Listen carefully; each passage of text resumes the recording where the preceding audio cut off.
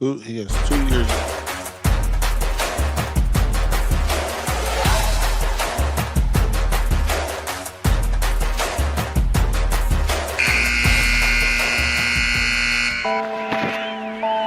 Pick up the blitz. Flag is thrown. There's your first down and a lot more for Demaryius Thomas. Swing and a shot by Freeman. Deep into the night. Back-to-back homers for the Braves. Blake Griffin will turn. Shoot a three from the wind. Bounce. It goes. It got the big land. It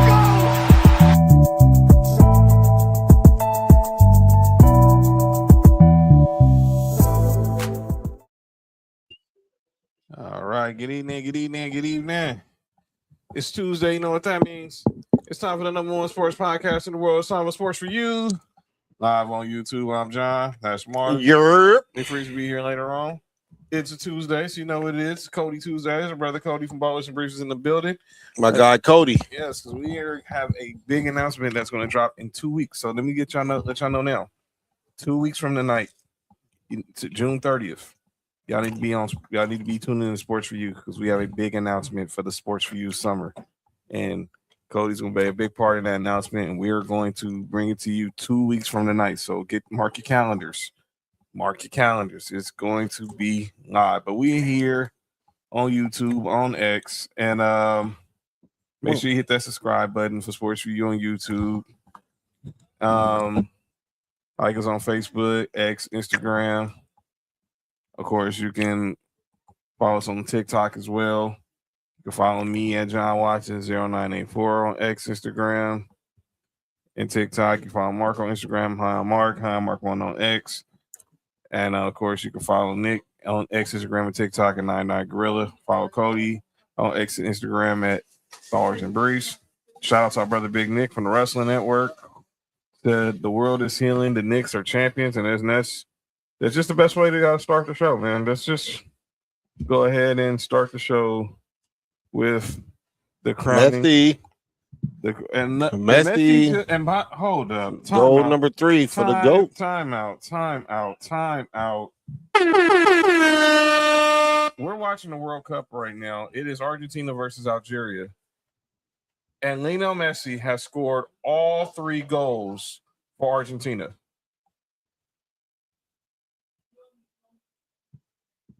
This dude is truly the GOAT. He's cooking right now, dude. 3 goals from Lionel Messi. 3 goals. What's up, JoJo? Jojo. Yeah.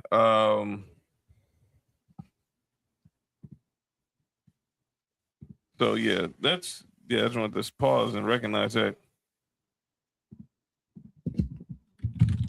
And we'll definitely keep an eye on what's going on in the World Cup. Shout out to USA winning on Friday. But yeah, let's go ahead where we were going to pick up before Messi just basically. It's crazy. This game's in Kansas City. It's just so weird. Yes, it's in Kansas City. Seems like the most random spot, huh? Yeah, it's in the Kansas City Stadium. Yeah.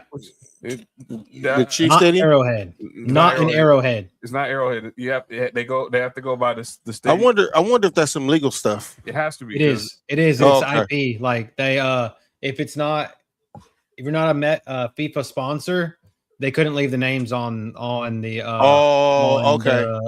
All of them. So yeah. Levi's is no longer Levi's. NRG is not NRG. Even out here. Yeah, our SoFi is it's Los Angeles. Yeah. Los Angeles Stadium. We was like, what the hell? Atlanta Stadium. Atlanta Stadium doesn't hit as hard as Mercedes-Benz. No, I don't.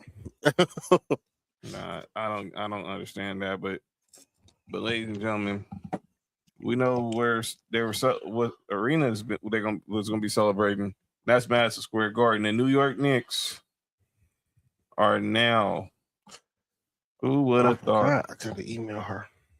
Who would have thought after all this time, the New York Knicks are your 2026 NBA champs? So I called it on Friday.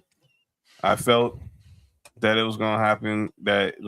I said Knicks in 6 before the finals, and obviously I thought about that. maybe the Spurs were played with a little bit more urgency and come out wanting to win. But clearly they had the urgency, but they again blew another big lead, and the Knicks capitalized and are now your 2026 NBA. Again, Bums. and Jalen Brunson had the game of his life on Saturday night, 45 points. Only other person to have 45 have that much in a finals clinching game on the road was one Michael Jeffrey Jordan. So the Knicks did it in 5. And now they go on to the offseason, but let's just talk about it. 53 years this team has waited to call themselves champions, and now here they are. Mark, I'll start with you. What was your reaction to seeing the Knicks finally get this celebration? I'm happy for the Knicks. You know, when the team had go a long time without winning a championship and they finally won one, I'd be happy for that team. What's up, Trace? Unless it's the Jets, or the Mets. Mm-hmm. But yeah, I'm happy for the Knicks, man. They, you know, I just don't like what the fans did, but they deserve it, man. The air ball finger roll, the Charles Smith missed layups. They've been through a lot, man. Them getting to the finals and losing to the Spurs. They've been through a lot, man. They just, you know, I'm happy to see that franchise won a championship. We can talk about the Spurs later, but I'm just happy for the Knicks that they won this. Cody, what did you think? You're our casualist when it comes to hoops. Bro, like I just,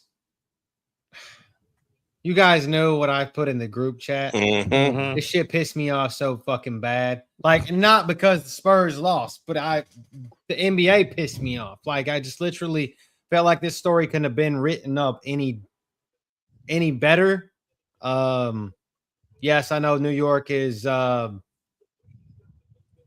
starving for a win in basketball, but Yes. To me, as a person that just loves to watch New York lose in anything, I hated to see them win. I mean, I just have this strong disdain for any team out of New York, whether it's the Jets, the Mets, the Yankees, the Knicks. Like, it doesn't matter. Giants, I just love to see them lose, but good for them. I'm happy for the old heads. I don't give a shit about the players that won. Like, I really don't. Because those guys, I really don't care about. Brunson, he was like I told you guys before, I didn't feel like he was I felt like he was just a number 2. He was a Robin to Batman, Lucas Batman, and he had to get out, and he got out. Cat couldn't get paid in Minnesota, so he got out. Mikal Bridges couldn't win one in Phoenix, so he got out. You know what I mean? So OG won his as a rookie in Toronto. So I'm just saying, like, this team perfect storm, come together, win a title. I don't think they'll do it again. How many monies do Danhausen to get Danhausen to uncurse the Bills? I don't know. Hey, Nick, I think that us moving out that stadium that was built on that graveyard is gonna kill that curse that we have. The Nova Knicks. But yeah, and Big Nick brings up them Nova Knicks. Fuck the Nova. Fuck that Villanova team. Yeah. Really? Yeah. I feel the same way like Mark, because I still have a disdain for these 3 guys. This Josh Hart, Mikal Bridges, and of course Jalen Brunson. Because one of those titles, they beat our North Carolina Tar Heels. That still goes to me as the most painful loss I've ever experienced as a fan. I will never that loss will sit with me for the rest of my life. Losing at the buzzer. Was Josh Hart still sticking his finger in Jalen Brunson's ass then? He probably sticking something else in there. Hey, yo! Bruh.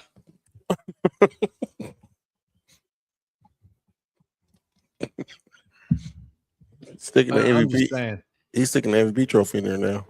You good? What? You good? They shouldn't have beat North Carolina. I wouldn't have these jokes on. Yeah, that North Carolina would have been back-to-back. A back-to-back title from us, man. We would have went back-to-back, man. But the Knicks, feel like that. Oh, sorry, my bad. I'm just saying, like, overall, and like you guys know that, like I said, I just feel like, I mean, well, like Mark said, we could talk about the Spurs, but I felt like the Knicks, Jalen Brunson played good. Cat kind of disappeared when he needed to when he didn't need to disappear. And then guys I felt like that should have stepped up didn't. I saw too much. I felt like I saw too much from Jose Alvarado, too much from Jordan Clarkson. You know, like, I know you need depth, but like, when me personally, as someone who was putting money on these games, I'm not getting props aren't filling for guys that should be filling these props, like when these are like total swayed odds in my favor, and these dudes look like they're just totally throwing it. So I don't know, man. It really pissed me off. Patrick Ewing in the ring because he works in the front office, Pat. That's what it is. Trace, what up? Wrestling with Savage in the building. What up, Fat? Bella, what up with it? Where's JoJo? JoJo's still here. I think she's still here. I hit her, and I said it's quiet right now. But once you say their names, they do appear. Starks too. If you work in the front office, you get a ring. And I think that's what's so dope about the Knicks is a lot of the older players they have on staff. Allen Houston, like you said, Starks, Patrick Ewing. What I do think they should do, and this might be one of the few times I've ever agreed with Stephen A. Smith. I know where you're going. Is take that ban off Charles Oakley. Let me pause the music right quick. Take that ban off Charles Oakley. He wants to bitch slap people. Let him do it, dude. Yeah, he deserved it. He was bitch slapping people for y'all best players, so just let him do it. Let me be clear on this. What Mark is saying. Bella said Tony Stark. Yes, John Stark in the AT&T commercial. Yeah, Jalen Brunson got John Starks in the AT&T commercial, man. And I'm Iron Man. So here's the deal. We all know what happened. The ban on Oakley is stupid, Brandy Bean. But so is the fake Brandy Bean. That's the Bills GM. But go ahead, John. About some years ago, an incident happened at a game at a Knicks home game, and Charles Oakley had to be escorted out of the arena by security and NYPD. I don't know what's going on with him and James Dolan. Now they're countersuing each other, so that's pretty much why this is still going on. But like you said, like Stephen A. was saying, there's no way. There was no. I felt bad that Oak wasn't on the court with. You had Ewing and Starks and Allen Houston and Larry Johnson and Spreewell and even Iman Shumpert and you had all these dudes there. J.R. Smith, Melo was there. Stephon Marbury, all these guys there. But Oak was that Bernard King. Walt Frazier I saw too. Walt Frazier. Fucking styling and profiling in that suit he had on. Yeah, as always. Fresh. No, Walt Frazier one of the most fresh. He had all this Just for Men all up in there and everything too, bro. The Just for Men is crazy. Remember he used to fucking do the ads for Just for Men. I forgot he sponsors Just for. He is sponsored for Just for Men. I remember those ads back in the 90s.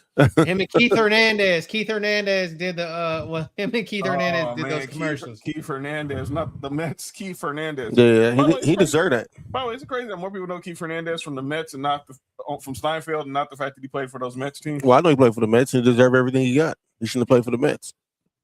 So, yeah. Because my Mets stand for my entire team sucks, you heard? Randy B said Walt Frazier and Dr. Jared, the epitome of the 70s. And didn't leave the 70s. They really didn't. Yeah. That's all right. Fat didn't leave the 90s, so it's okay. Yo, you good?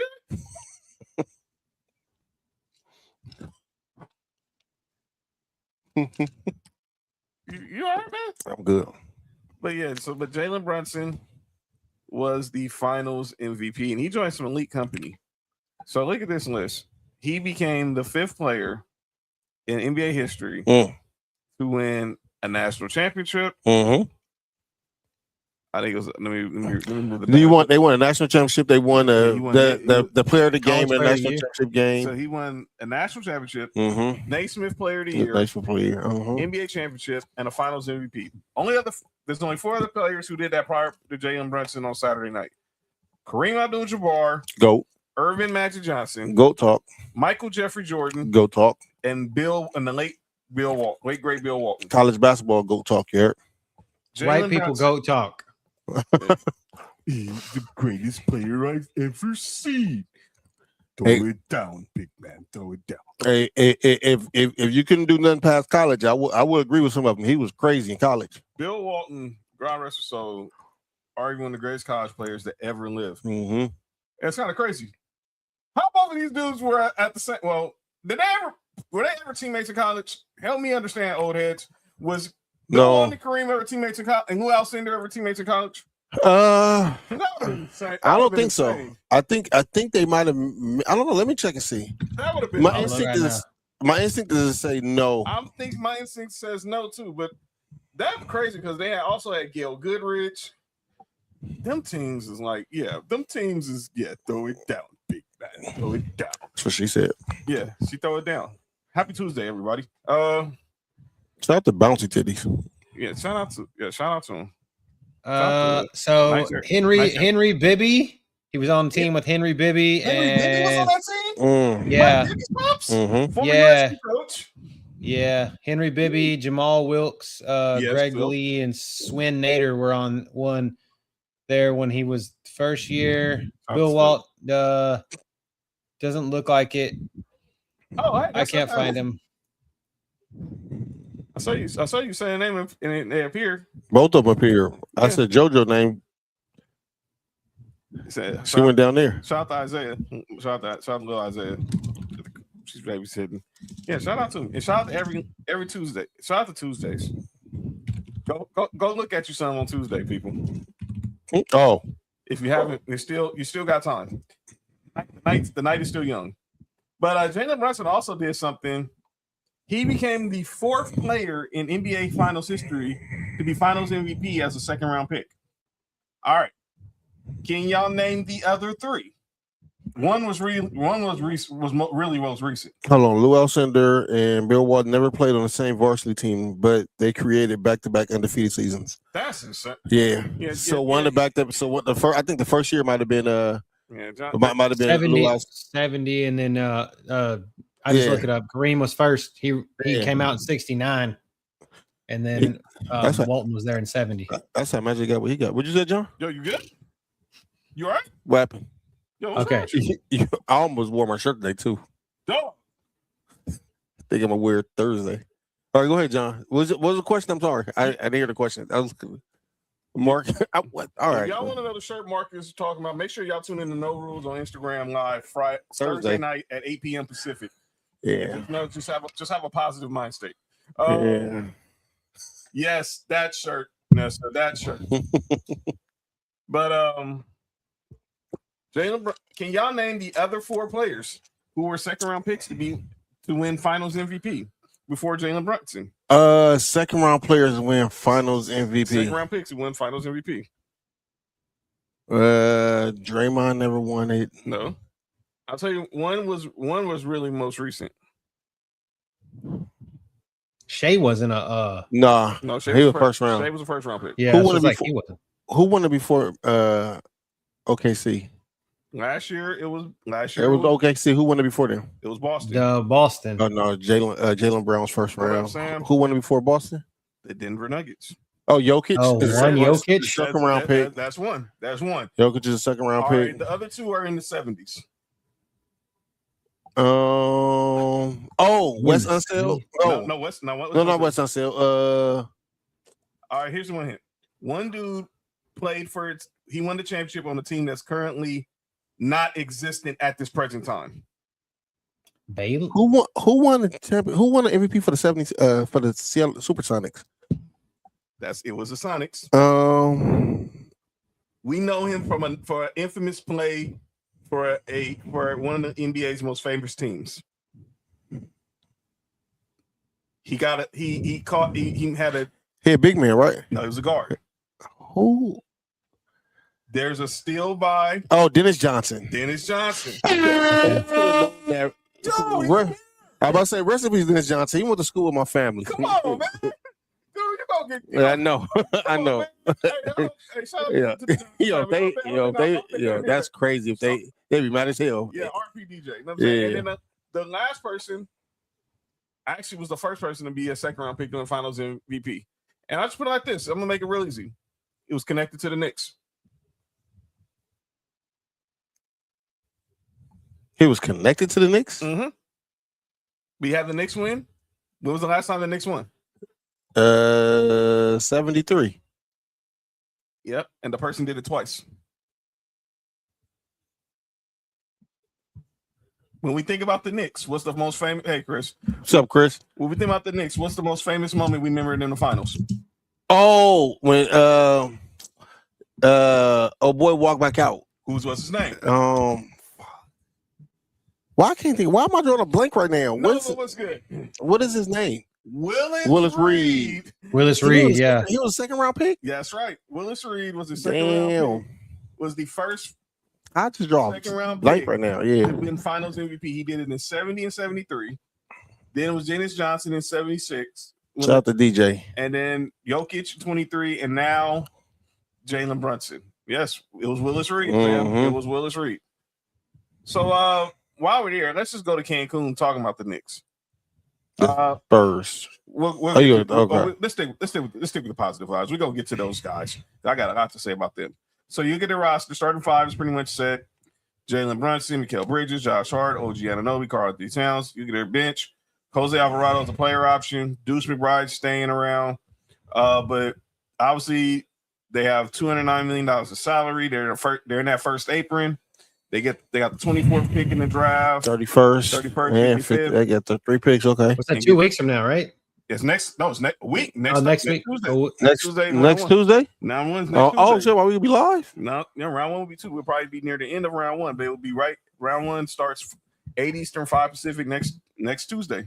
Hi bye. So we got Alvarado as a player option. Mitchell Robinson, Jordan Clarkson, Landry Shamet are all free agents of that notable core. So what else, Simone? Do they Mark? Oh, I drew a blank. Being blanks. It go fat. It go fat on it. Fat always starting the jokes. But yeah, the Knicks. Somebody said something. Fat said you've been blank since '97. Pause. Oh, okay. I think his kid would say otherwise.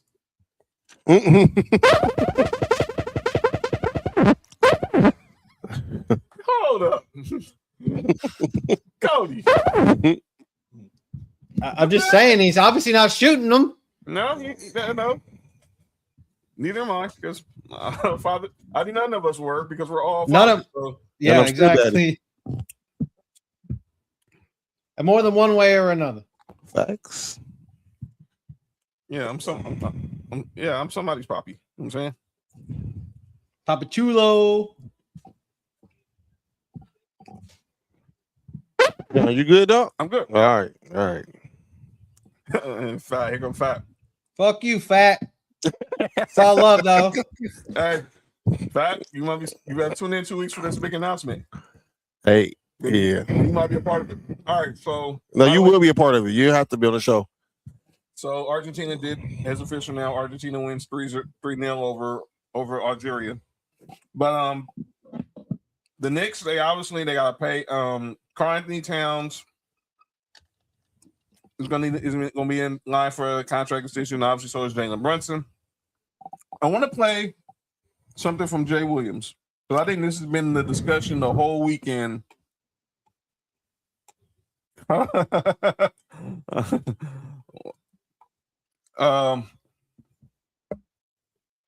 going to play what Jay Williams said on the Get Up the other day, because there's been a discussion about Jalen Brunson and about, the offseason. Shout out to my guy Jay Williams for more than one reason. Yeah, he should have went to North Carolina. He is. I don't care what school he went to, even though he went to the other school in North Carolina. He is a hooper. Yeah, and he was a hooper at Duke too. So this was Jay Williams. Yeah, this is the right clip. Jay Williams is talking about. Obviously, the story has been that Jalen Brunson he signed a deal a year early and saved the Knicks $113 million in cap space in salary. Now that's been talked about, should other players be doing the same thing? Here's what Jay Williams has been hearing. I think in the big picture, but one of the things that's going to happen, we talk a lot about, like, with the Knicks winning a championship, how does that reset the league or reset the market? What it is going to happen, because I've talked to a couple of different players that could be supermax this year or next year, they're starting to feel a little pressure from team owners by saying, Jalen left $113 million on the table. For sure. Okay. What are you going to do? On the table. Okay, hold that thought, because I'm coming to it as this hour continues. We're going to get strong, and I do mean strong back against that thought from you. I'm giving strong pushback. Breaking news this morning. If you're a tennis fan, the breaking news that they were breaking to was Venus and Serena Williams are going to be playing in the doubles at Wimbledon. Oh, they about to tag team. But back to what Jay Williams was talking about, and I cannot disagree to the highest. I'm not the one to tell a player how much money they should make. And I think that's where Mark was going. I guarantee that's where Cody's going to go. But no, what Jay Williams did was, and a lot of people need to understand, there was a hierarchy in there for Jalen Brunson to take this money. His godfather's the president of the franchise. His dad was an assistant coach on the team. You're in New York. Relax, JoJo. So he was going to make that money up regardless of endorsements. And he did. He's already made the $113 million. I guarantee you that. And now he's going to even go surpass it now that the Knicks don't win a championship. He done been finals MVP. He done been on all these talk shows. He wants to be on Law and Order. And he's going to get more exclusive player edition Kobe's, all that. But no, I don't think the Jalen Brunson situation is going to be the norm. That was a unique situation. Go ahead, Mark. I said on here before, I'm for players getting as much money as what they can get. I feel like you're worth as much as you can. Your agent can get you. It's not up to the players to show the GM how to be a better GM. If you a top-notch player in this league, and I guarantee you that if, let's just say, Dallas would have won a championship with Jalen Brunson, that $113 million wouldn't have been left on the table. Mm-hmm. I think they caught Jalen Brunson at the right time where he was coming off being the second option. As Cody said earlier, when he left Dallas, he was the second option, and that's what he was perceived as the second option. Yep. So him taking that max deal probably would have looked crazy. So he took that deal, and like you said, everything, his godfather's there, his dad is there. He bet on himself, and I cool that as get it. But I guarantee you his next contract with the Knicks, he's not leaving the money on the table. You don't know that you have to call her if y'all still want to talk. I'm just being messy. Go ahead, Cody. I mean, like Mark just said, like, I don't think at the time you have to. I think he's worth what the Knicks want to pay him, if that makes any sense. Like he just showed hands in the air that he is finals MVP worthy. So like that ain't no shit, right? Like your team, obviously the people voted that's who you were the best player on the court, and 45 points shows a lot. Like we all thought at one point it was going to be the first two games. We thought it was going to be Cat. Then it kind of trajectory kind of went on because OG might come off and be there, but no. Jalen Brunson said at the last, he just got him a signature shoe with Skechers. Like, so the last two games, or at least the last two games, Jalen Brunson was like, "Fuck this! I'm going to show what I'm worth. I'm going to show that I am the man here in New York." And now you guys don't want to pay me somewhere, and people didn't want to pay me the money that I thought I was owed at the time, or now I've showed what I'm worth. So yes, I think that every bit of money that he's getting right now, he showed that he deserves that. And like I said, I hate the fucking Knicks, and I don't like them to succeed ever. But for him to come from, like I said, Robin to be his own kind of superhero, I think that's pretty fucking cool. Like good for Jalen Brunson. Yeah, I look. This is not going to be something that is going to happen often. So the Knicks had a unique situation, and they took advantage of it, and now it's paid off. Look, they've got to the playoffs every year to Jalen Brunson. They've been out of the first round, and they got to the big show. They got the ring, and now it's time to see what happens next. Speaking of next, what is next for the San Antonio Spurs? That is going to be the question. The Spurs, they're under the luxury tax. Obviously, their 5 is pretty much set. Although Julian Champagnie has a team option. Harrison Barnes is a free agent. Obviously, a lot of those guys obviously Bismack Biyombo really didn't play. Obviously, the question being what they do with Julian Champagnie. Do they bring him back? They pick up his option. Do they let him opt out? They have. I think they end up bringing him back because he was starting a lot. He just he would disappear down the stretch. They got the mid level to to use up the $15 million, the biannual exception at 5.5. They got the 20th pick. They got 3 second-round picks. They got vets minimums. So the question is going to be, where do the Spurs go from here? I'll start with you, Cody. I know where Mark's going to go. Well, what do you think is going to be next for the Spurs to try to get over the hump? De'Aaron Fox's ass got to go.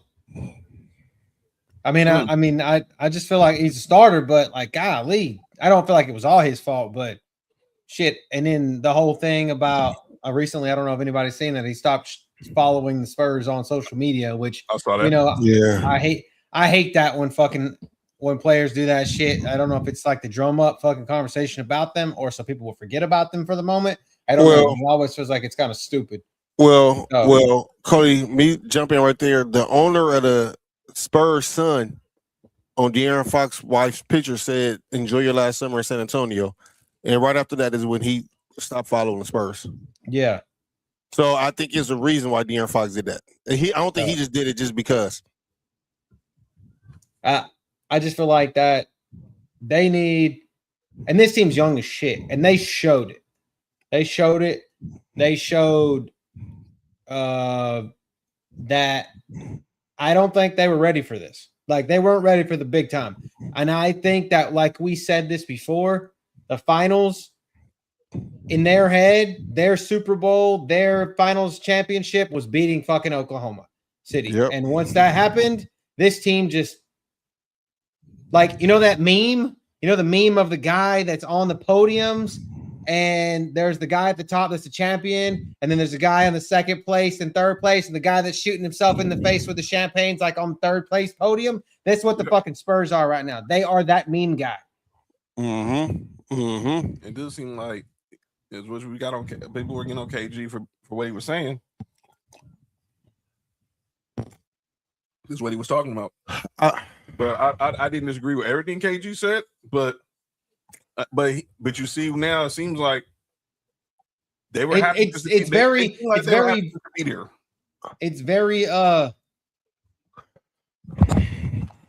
I'd say it's more relevant now than what it was when he said it. Like, it literally, it's like hindsight's 2020. We kind of shit talked it when he did say it, but at the same time, like, at a certain point, it's like, I mean, to put this in, if people say put shit in NFL terms or put this shit in NCAA football terms, this is fucking winning your first 2 rounds of the playoffs in NCAA tournament and blowing your opponents out, but then getting to the finals or to the championship and getting the shit kicked out of you. Like, that's kind of like what this is, or winning in NFL playoffs and then getting to the championship round or the Super Bowl for that matter, and just not even walking out of the tunnel.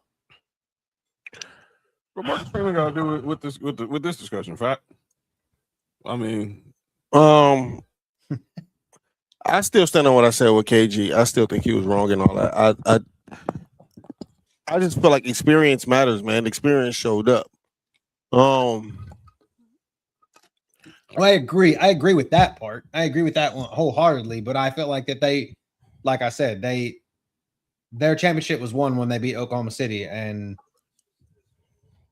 their head. I don't think their head was in it. I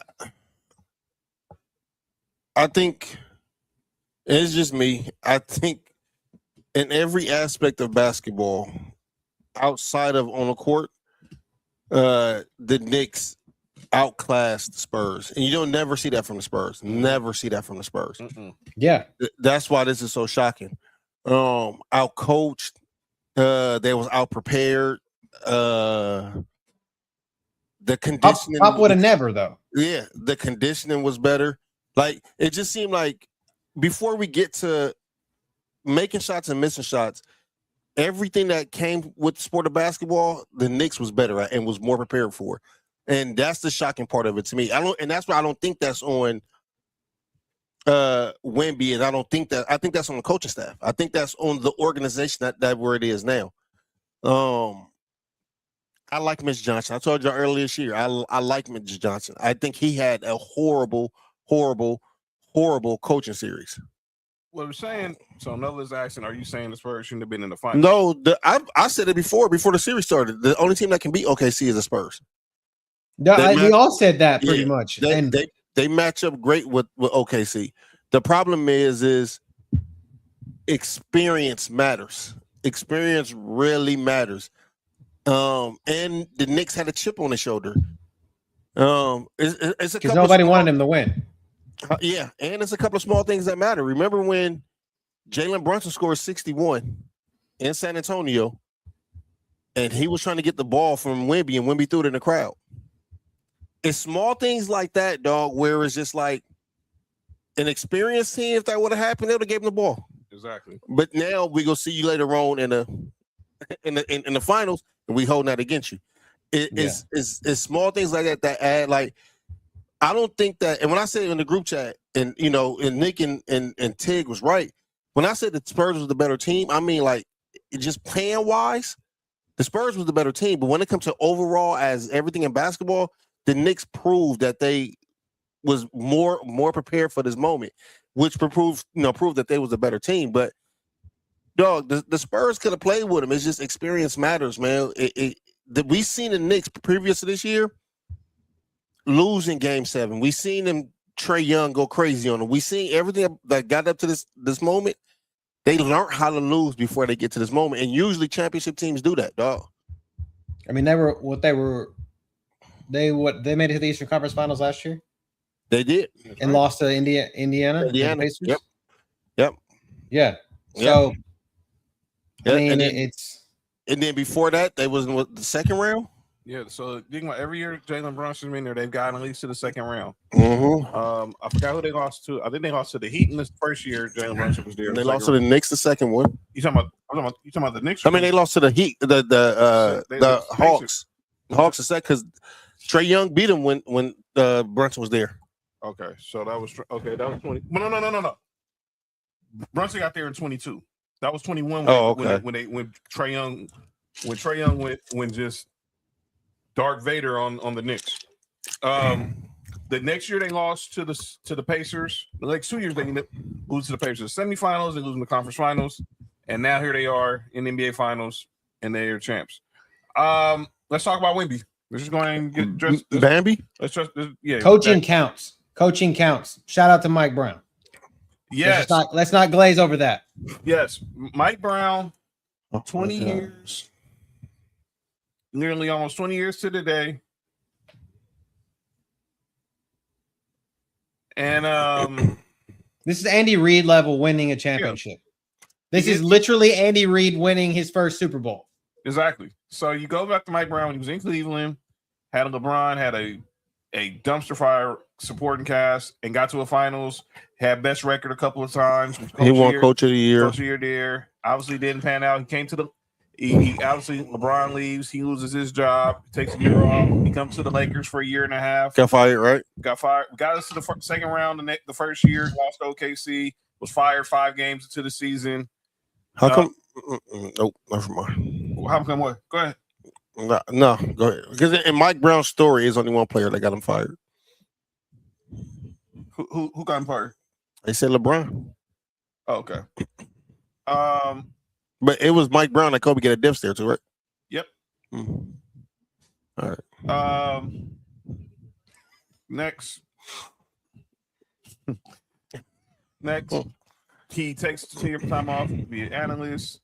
He goes back to the Cavs for the second time around. Obviously, they were a younger team, so they didn't really have that. They weren't really going anywhere. He goes become an assistant coach on the Warriors, and then wins some rings under Steve Kerr.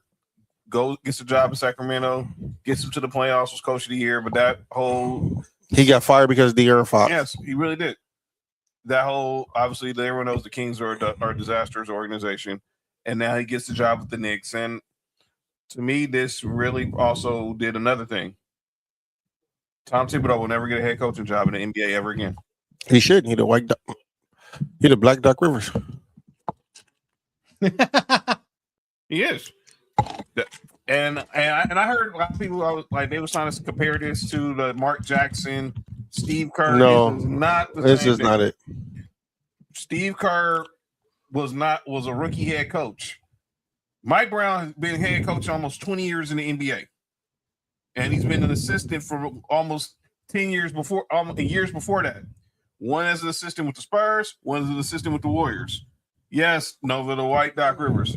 Our boy Robert Wilkins says Mitch Johnson definitely did not meet the moment. You could tell the second quarter of the game after the 29-point comeback. They played literally exactly the same way they did when they gave up the big lead. Yeah. And another thing I would say about Mitch Johnson, what the heck do you have against Dylan Harper?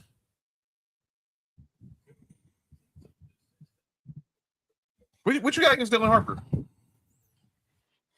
Someone answer the question? I think that's politics, man. Rookie, man. I think that's politics. I'll be honest with you. I think that's politics. I think that's the player making the most money should be playing, and that's the difference between him and Pop. Pop don't care. Right.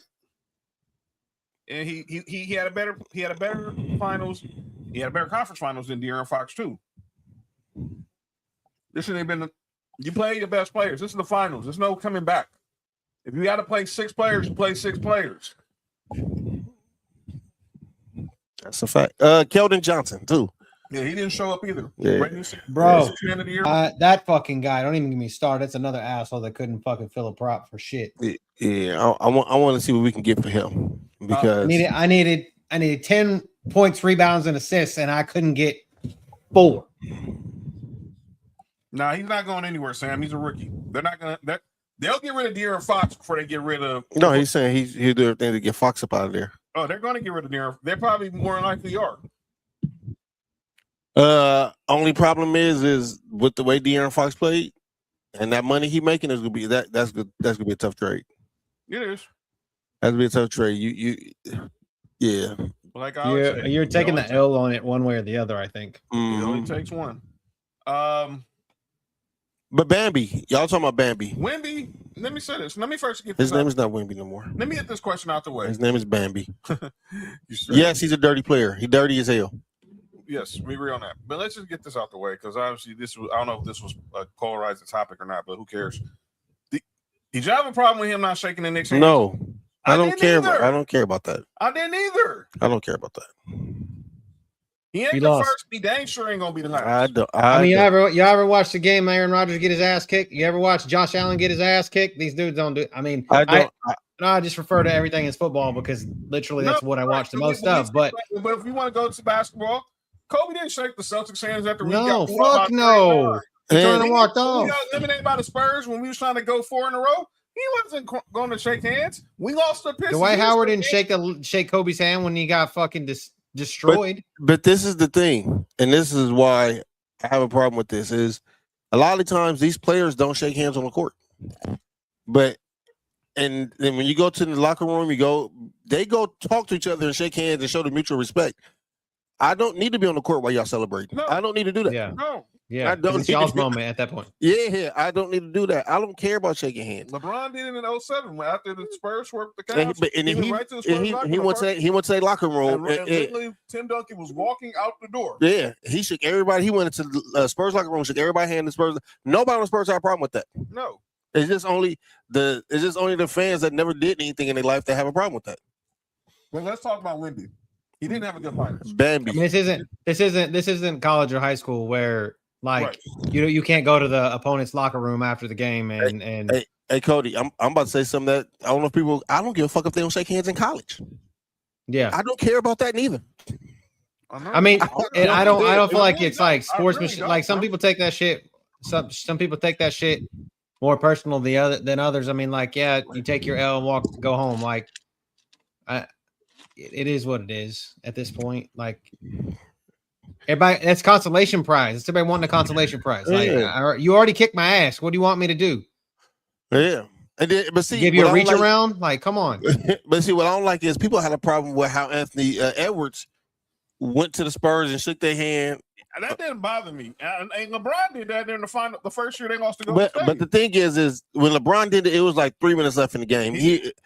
Anthony Edwards did it with damn near 10 minutes left in the game. They was getting their ass beat. Hey, he just knew. It was like sometimes like, look, man, I know it was weird, but sometimes you just know. Listen, man. I don't have a problem with it. You sitting right in front of their bench. You can be, all right, look, I'm not going back in the game.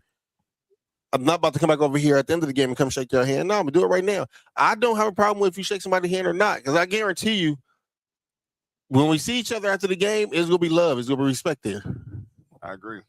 I so agree. All right, but what does Wemby Bambi this offseason? Where you can call him Bambi, John. That's your name. I'm not gonna steal your trademark.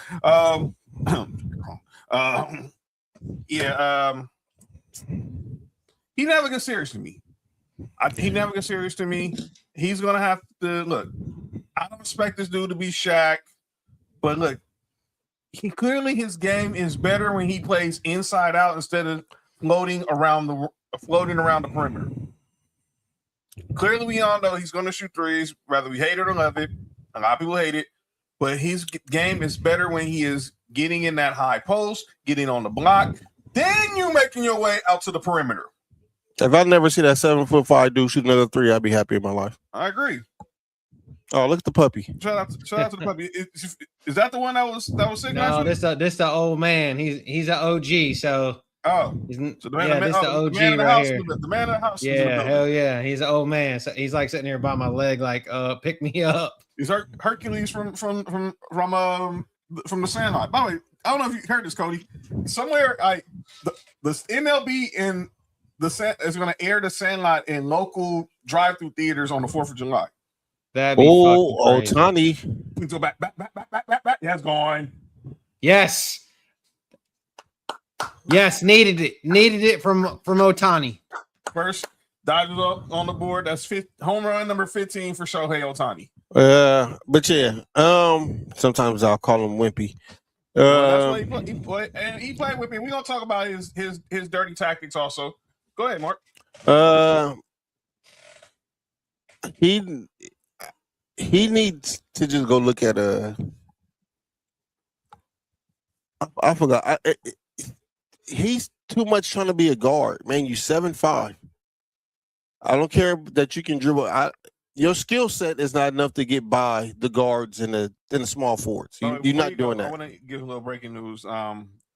Billy Donovan, according to many executives, believe Billy Donovan is going to take a year off in coaching, and he'll obviously potentially angle for a return to college at a blue blood program after passing on North Carolina. There's buzz that Donovan could be very intrigued by Kentucky in 2027.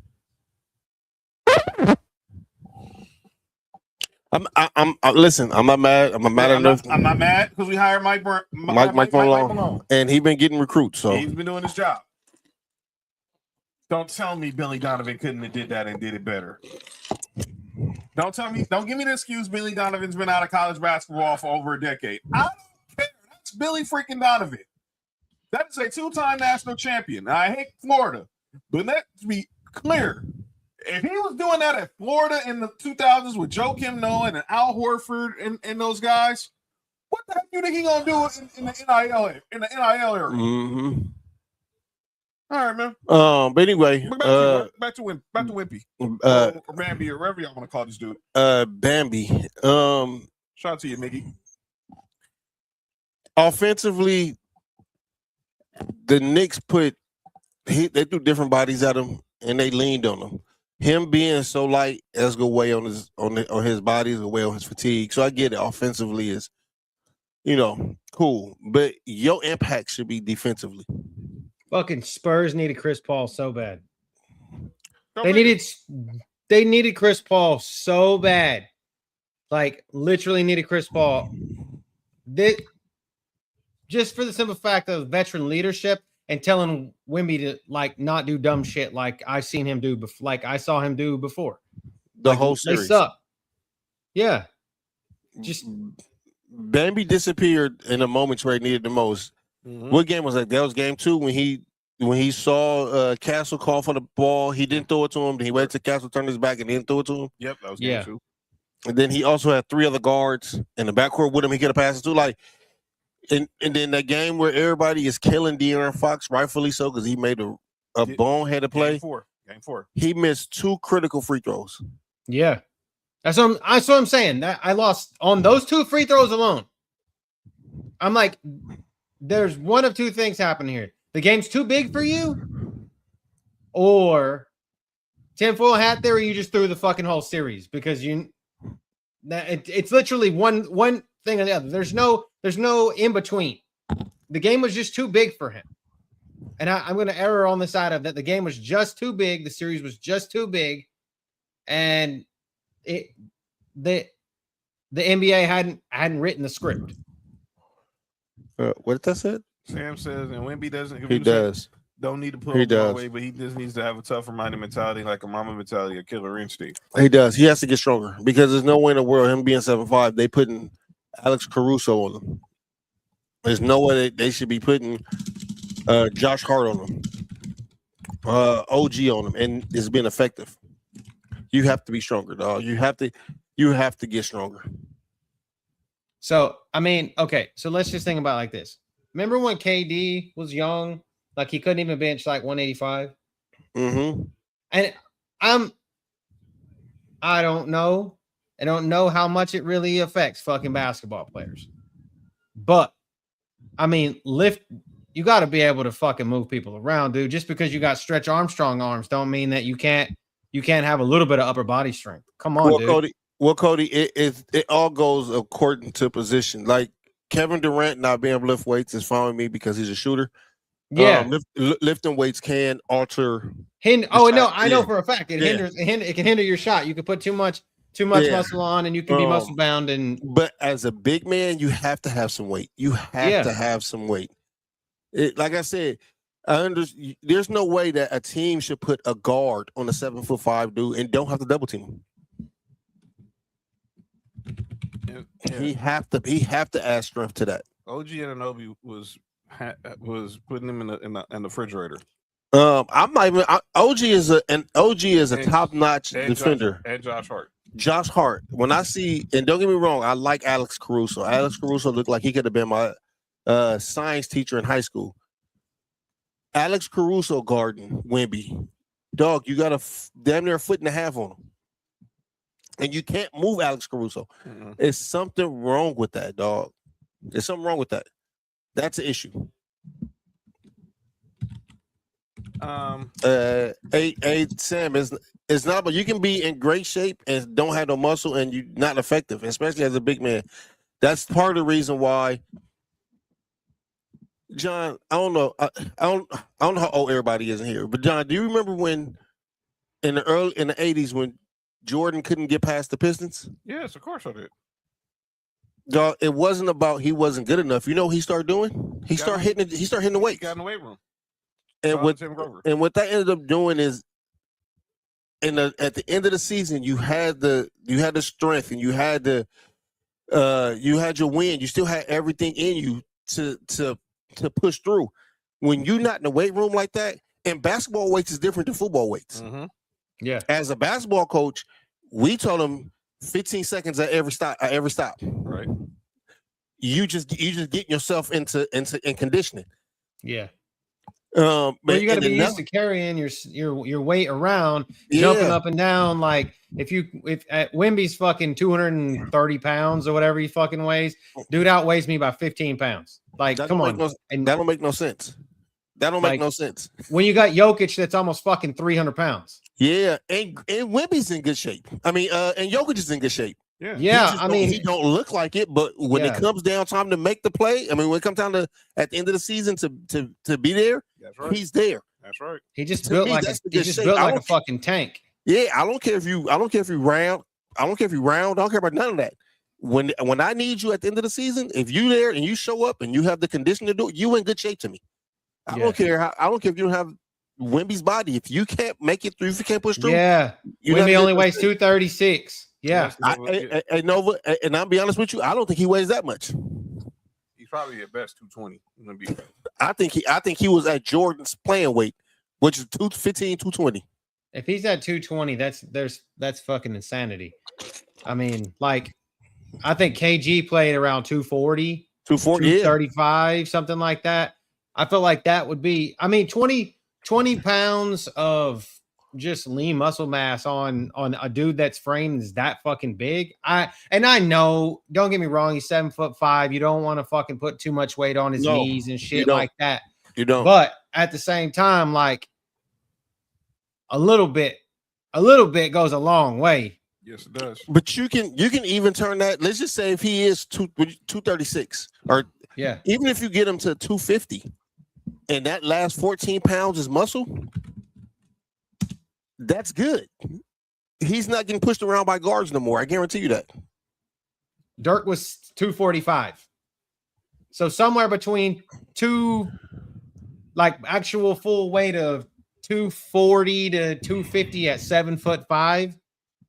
I mean, even Sean Bradley's big Gumby ass back in the day wasn't like. He was closer to 300. I thought he was like 270 or. Sean Bradley was.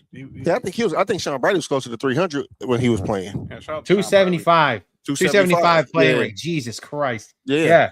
And shout out to Sean Bradley. We all know what he's going through right now. Healthy recovery. Yeah. But I just think that he needs some weight. And like I said, it don't have to be a massive gain. He don't have to get up to 275. I don't want to see Wemby at 275. I think 250 is probably good at 7'5". Yeah, I was about to say 250, 255. Do you remember when LeBron came in and he was 280, 275, but it was muscle? You're right. He didn't look that. That's just muscle. And you don't want to end up putting too much weight. We all saw how that ruined Yao Ming's career. And that's the prototype for a big man who's got that skill set, but Yao Ming was more of a back to the basket center than Wemby is. But Yao Ming, he was 310. Yao was 310. Yao was over 300 pounds. And his legs was like tree trunks. And he only had a good 5. He only was able to play like a good 5 to 6 years. He retired in 2011, but clearly he had a good 5 to 6 year run before the feet and the injuries just caught up with him. He still made the Hall of Fame because obviously, how many dudes 7'6" from China be the number 1 pick? Bella. Oh Jesus! 8 years and 8 All-Stars, man. He was All-Star every year. Well. They put him over Shaq. They put him over Shaq a couple times. We also know All-Star game is kind of like a. That was a fan. Hey, give me my fucking win, okay? Like he was one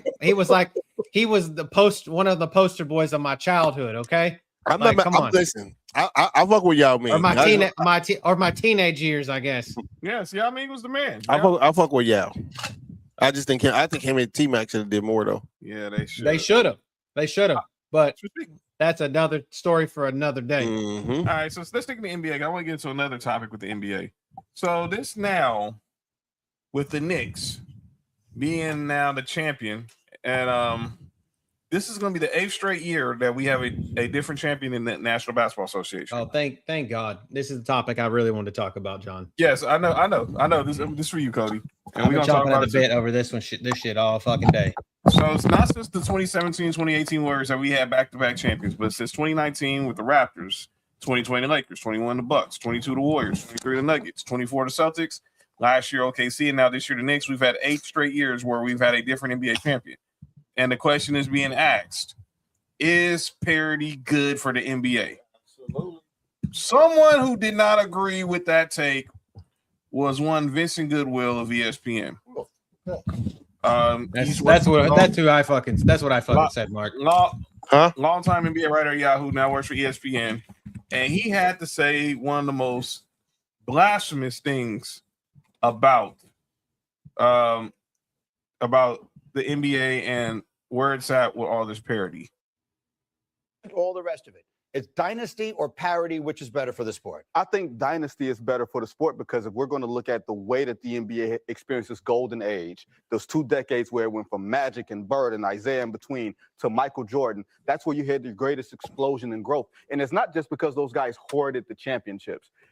Now you're legislating parity. The owners are saying you aren't allowed to be great for an extended period of time because look at Oklahoma City with Durant and Westbrook and Harden. They weren't allowed to keep their 3 guys together because the money says, okay, you drafted too well. You drafted 3 MVPs. Yeah. You can't hold on to them. The reason that the Knicks won this championship is because Minnesota could not afford to hold on to Karl Anthony Towns, and he became the final piece for them. So it's going to also cost the Knicks on the back end. But to your general question, I like to know that greatness is validated. How do we know that any of the last 8 champions are actually validated because they have not done it again? It's itching to get out. Boston is thinking about trading Jaylen Brown. They don't believe in their one championship. LeBron's one championship in LA was not enough. So why would it be enough for us? Validate is the Larry O'Brien that I put on that shelf and it stays there forever. That's the validation. The Laker thing. Oh, you mean participation trophy then? I'm sorry, Larry O'Brien is a participation trophy. It is an actual trophy. Rob said the same fucking shit. That's the only one I get because it's summer camp. Like it was in one little bubble, and that's why people give them crap about that. But no, you win the title, it's validated. You're forever a champion. The difference, of course, is to me, you can have rivalry without dynasty. That was on the Get Up again, and I'm gonna say, who the hell is that dude? Vince Goodwill. Yeah, he need to go back. He need to be put in the Goodwill. What up, AC? He said NBA needed new champs. Paco was good. What you can't this. Paco, what up with Candace? What up with it? So let me read some of the comments. I was going to say whoever this dude is with the medium receding hair. Yeah, that's funny, Sam. Mini Stephen A. Smith. But he said the parity is what's needed. The NBA 8 or 9 different champions. Nova says dynasties are only great for marketing shareholders, in my opinion. People think that when you go to work that they got to start saying, yeah, they really do. They really do, Rob. All right. Before Cody goes, I'm gonna let Mark go because Cody was really hot about this when I posted it on Twitter. So I'm gonna let you go first. I'm gonna go and I'm gonna let Cody back clean up on this because this was one of the stupidest things I've heard all day. I'm gonna be honest with you, man, and I hate this, and we talked about this on here before. I hate when people say if you never played, you should shut the hell up. But might be right this time. But he sounds like somebody who's never played nothing and never won nothing. Do you know how hard it is to win a championship at any level, at any sport?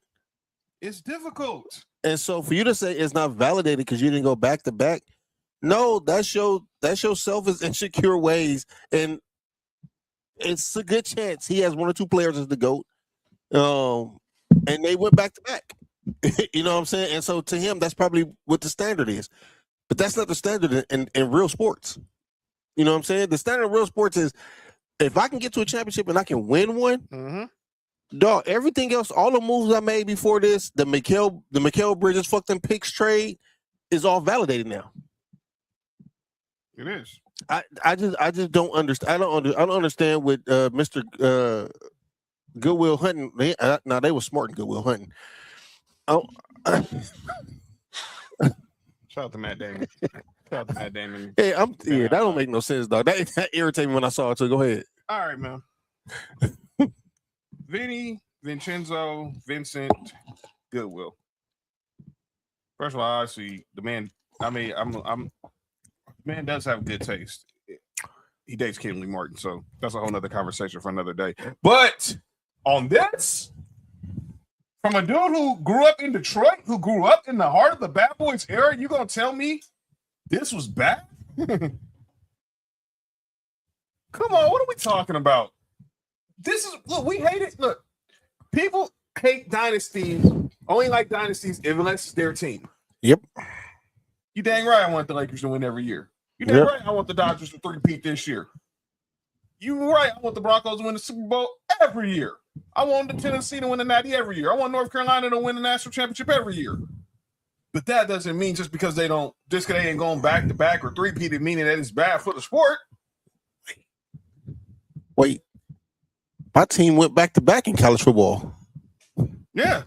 Now, and I'm still not. Oh, that still don't mean whoever wanted. All because Indiana won a championship last year don't mean that it's not validated. Exactly. Like that don't make no sense to you. Hurt. Come on now. This is stupid. And yeah, Sam. Not RP, but salute the Lawrence Tander, the longtime PA in the Lakers. He's retired. He's stepping down. He's going to be taking an advisory role. So shout out. Rob says whether they're great is a discussion on a different day. But I don't know how anyone could have watched the playoffs and question the validity. Facts. That's a fact of what the Knicks did. You can't. That's a fact. That right there is facts. The Knicks lost one time since April. They went down 2-1 to the Hawks, and then they went on a 13-game winning streak. And let's be clear, had they just showed up in Game 3, that series is probably over in 4. Well, in that game, they could have won that game. Exactly. They lost by 4. Yeah. But go ahead, Cody. This is your time, man. I know this has been bothering you, and then obviously there's another topic we gonna get to that you've been wanting to discuss. We gonna get to as we close out the NBA. But go ahead, get your thoughts off on this situation.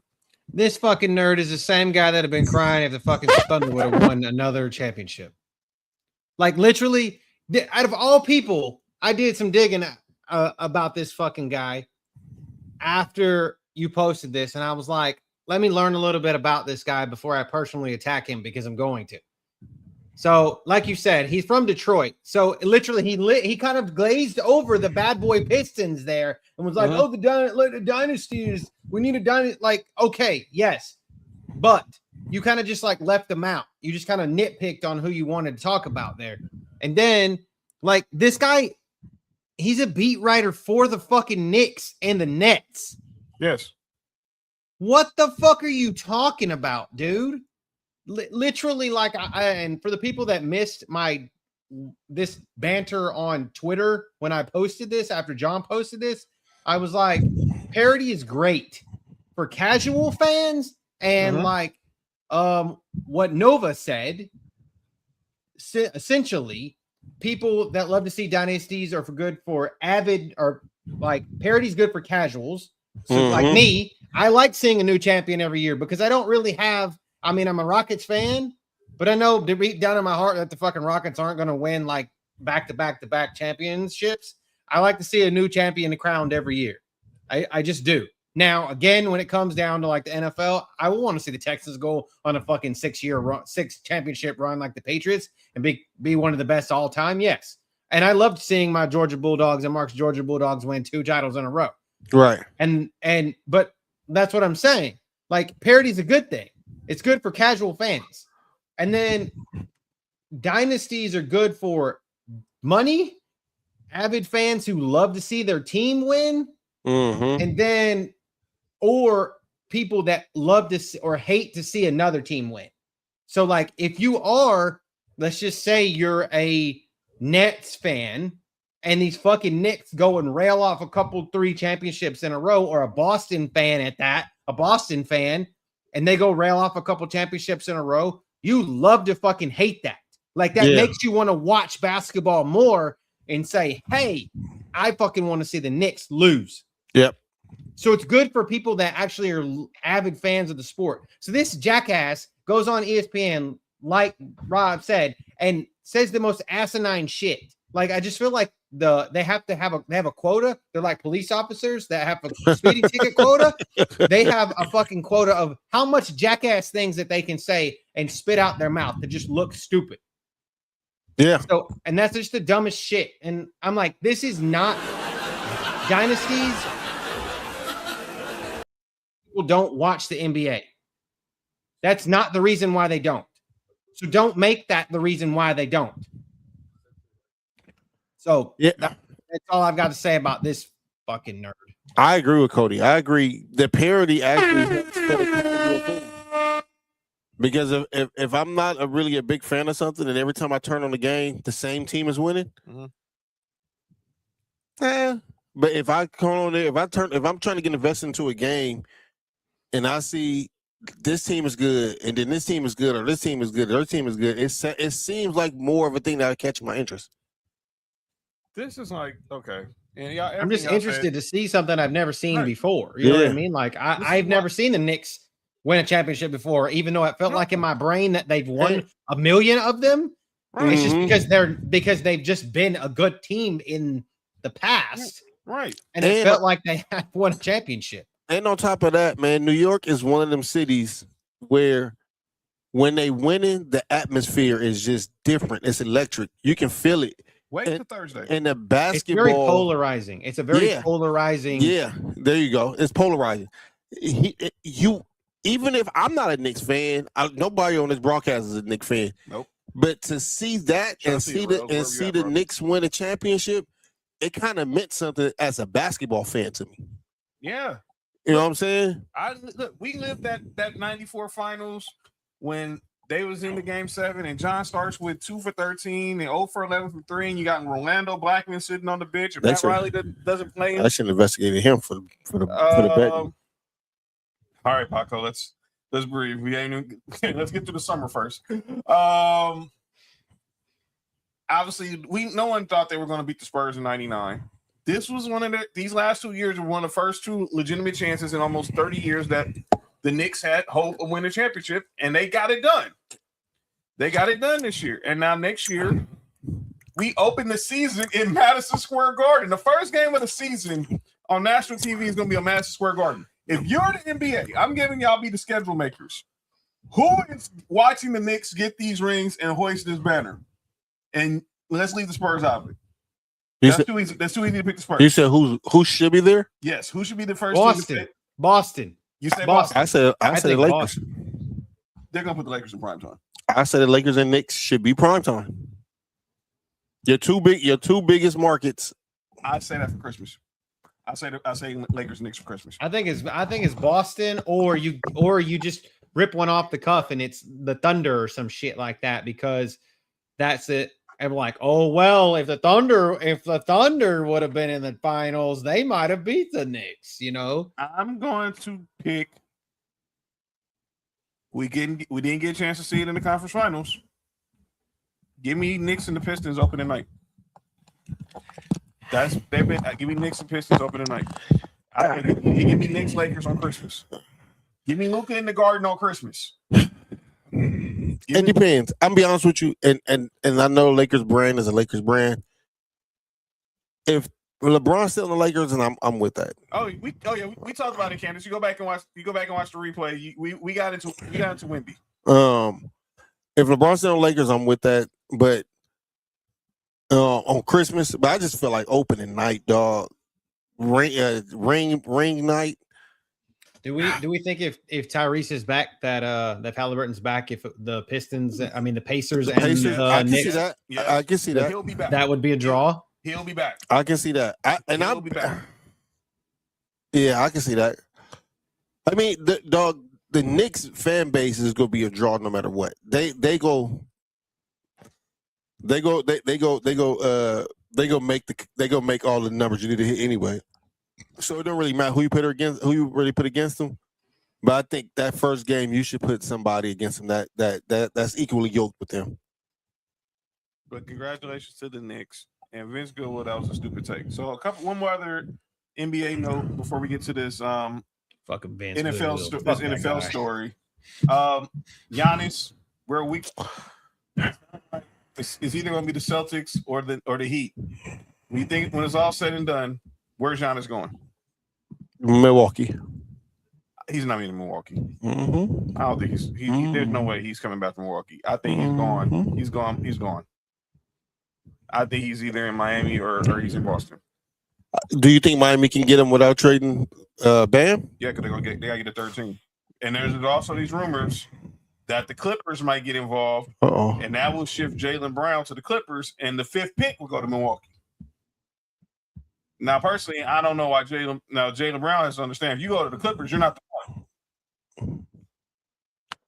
Well, Kawhi? Yes. Is Kawhi gonna be there next year? I ain't buying this whole aspiration crap, dude. they talk to me when they reach a verdict.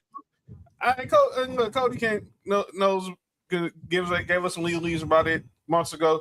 Man, they saying they were at the finish line. Dude, wake me up when you have an announcement, Adam Silver. And you're all calling out names in a minute. But let's get to this story. Brendan Sorsby. Let's go ahead and talk about this story. Let's go ahead and talk about Cody. Cody might be my Nostradamus. Yeah. We might be talking to a Nostradamus. So if you I felt this so deep down in my heart, man. So if y'all haven't been following the story, Brendan Sorsby was quarterback who transferred to Texas Tech, was obviously lost in eligibility because he gambled on games while he was a quarterback at Indiana. He went on to Cincinnati, and now he transferred to Texas Tech. Unfortunately, NCAA ruled him ineligible because he bet on his bets. Oh, we're gonna get to that one in a minute. We're gonna get to that at the end of the show, Sam.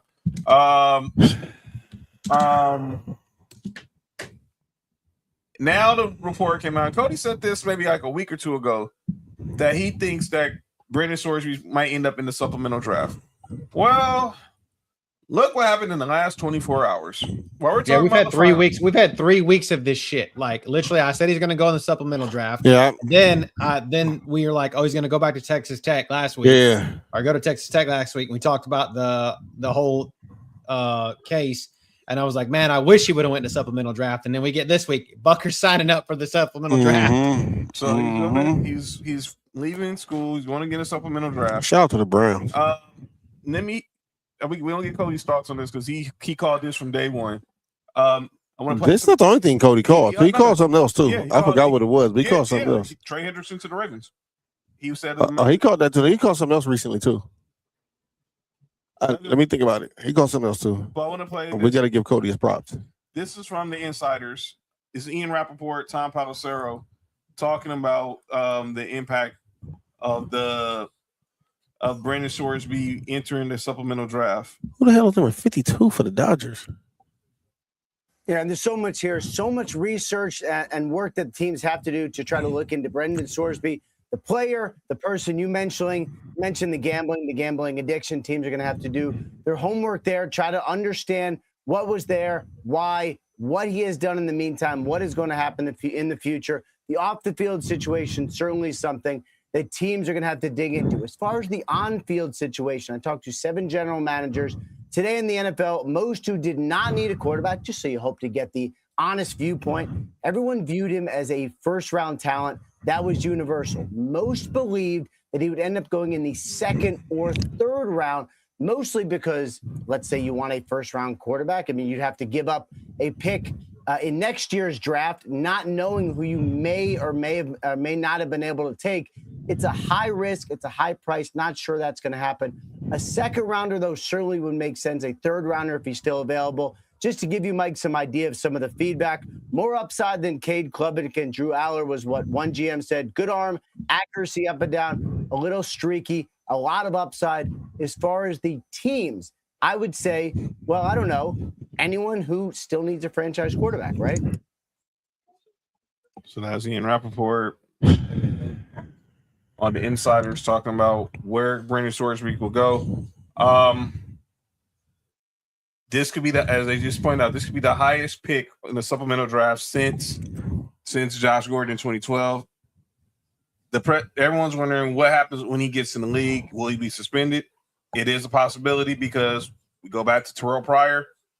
Terrell Pryor was gambling. He was selling. This is pre-NIL.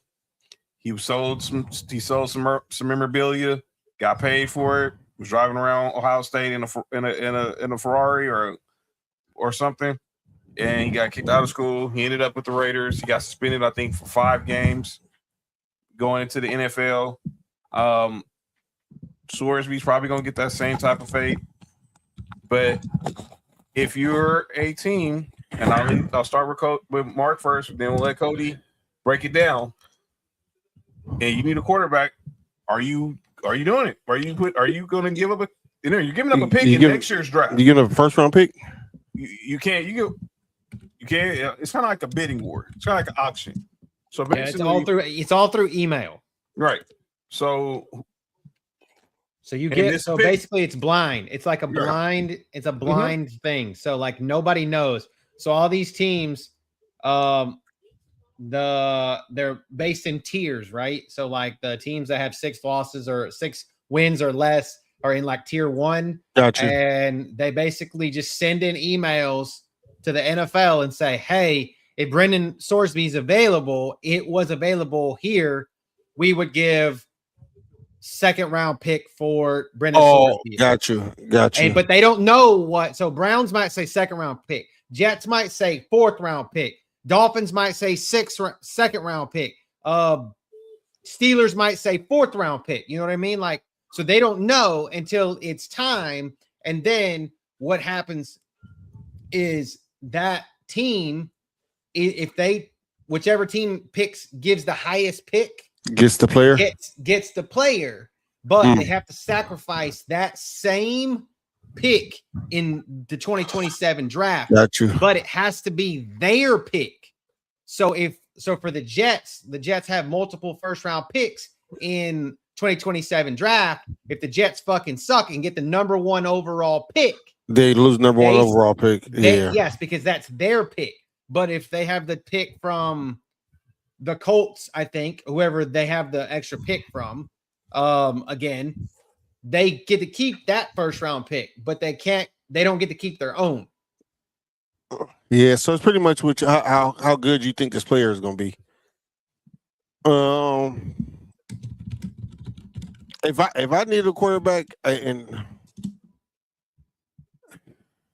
Atlanta has a lot of money tied up at quarterback. Mm-hmm. I think a team like Atlanta, who is a quarterback, a good quarterback, can put them in position to be successful. And by the way, Sam, cover your ears. If he would have came out in this draft, he would have been rated higher than Ty Simpson. Sure, absolutely. Yeah, he's a good quarterback. Somebody like Minnesota. If I'm Minnesota, I would see, you know what I'm saying, what's to him. You know what I'm saying? Okay. We'll just run down the divisions. If you think about teams who need quarterbacks, do you think the Jets do it or they wait for the NFL draft? Wait for the NFL draft. All right. That's AFC East. Because I didn't know that's the only team who need a quarterback. Miami.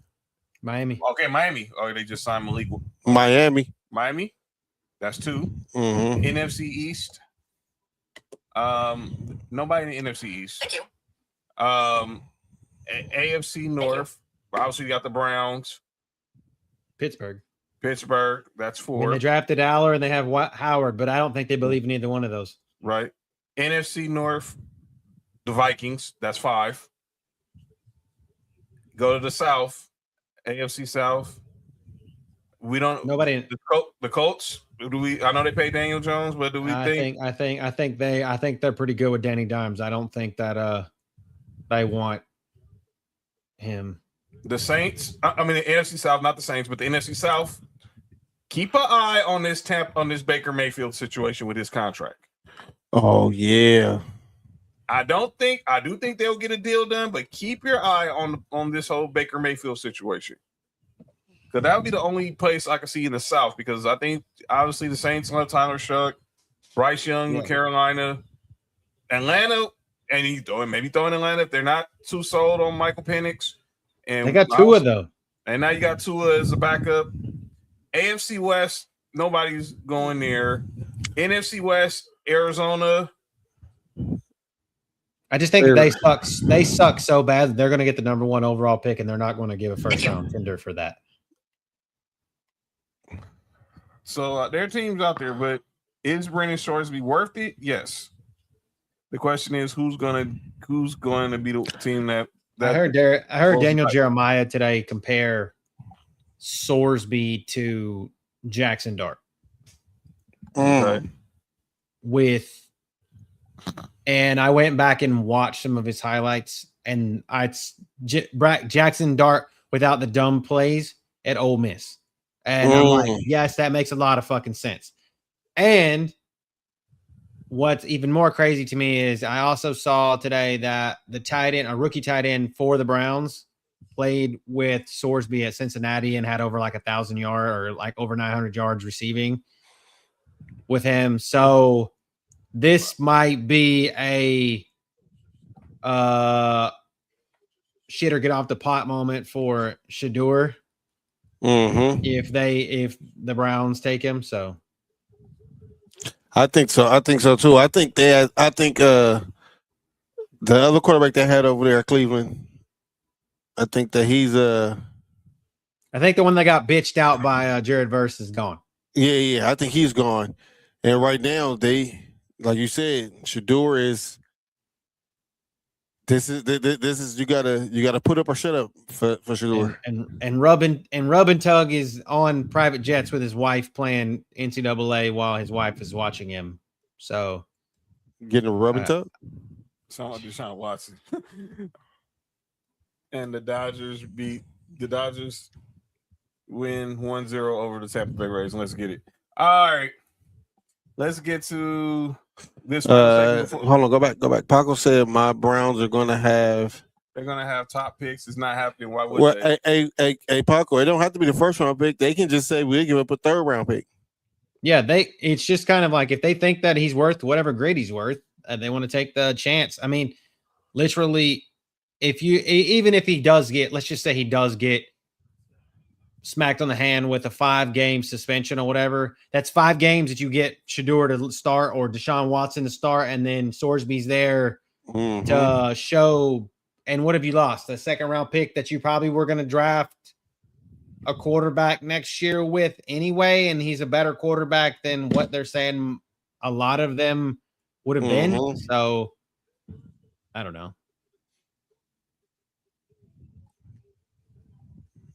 All right. Final segment before we get the countdown names. Over the weekend, Sunday, this went down at the White House. UFC 250, Freedom 250. I'm gonna say this. Look, I like the setup. The card was dope, but let's just look. I got something to say about a certain UFC fighter during countdown names. But overall, I enjoyed this event. Look, we're not gonna get all political and stuff about it being there, Trump and Dana White walking through the White House and all that other crap. I'm not doing all that. I thought it was a good concept, but I think everybody really needs to chill. Now, this not gonna happen again. It's not. Yeah, Dana White already said that's not happening again. Can't afford it. Well, this fucking thing's the claw's gonna set out in front of the fucking White House because they have nowhere to fucking put it.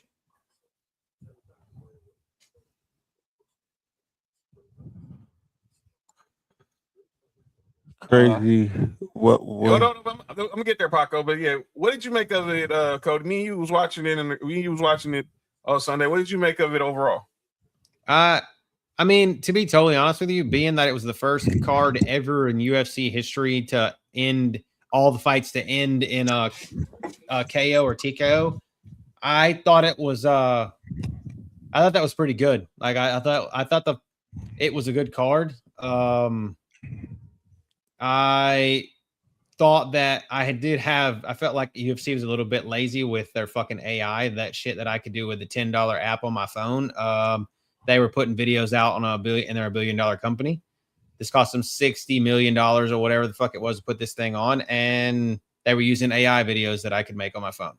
So that kind of pissed me off. But shout out to the troops that got to be there, the 4,000 or whatever troops, and then the 80,000 people that got to watch it in the lawn or in the park. I thought that was pretty cool. But shout out Justin Gaethje and beating just cinder block fist on Tapuria's face. That was crazy. Yeah, sometimes you gotta let it land on their face. Yeah, exactly. Shout out those who like it on the face. My bad. Yeah, the Spaniards, the Spanish people that like white things on their that white stuff on their face. My bad. White things. What? All right. Shout out to the facials. All right, let's get to the final segment of the show. Salted and imitated is never duplicated. Sometimes you gotta say stuff in the sports where you get called out for, and this is the place we do it. It's time for calling out names. I'm gonna keep this up here. I'm not gonna play the stupid comment, but I'm gonna just say this to Josh Hokit. You stink. You know what you said? That was foul. And that did not need to be said. I think he's. Oh, never mind. And let me also say this to everybody. Just because we watched this event does not mean we're Trump supporters. And let me also say this. Just because not every black person in the world defended Michelle Obama does not make them a sellout. Yeah, can we please stop with the C word?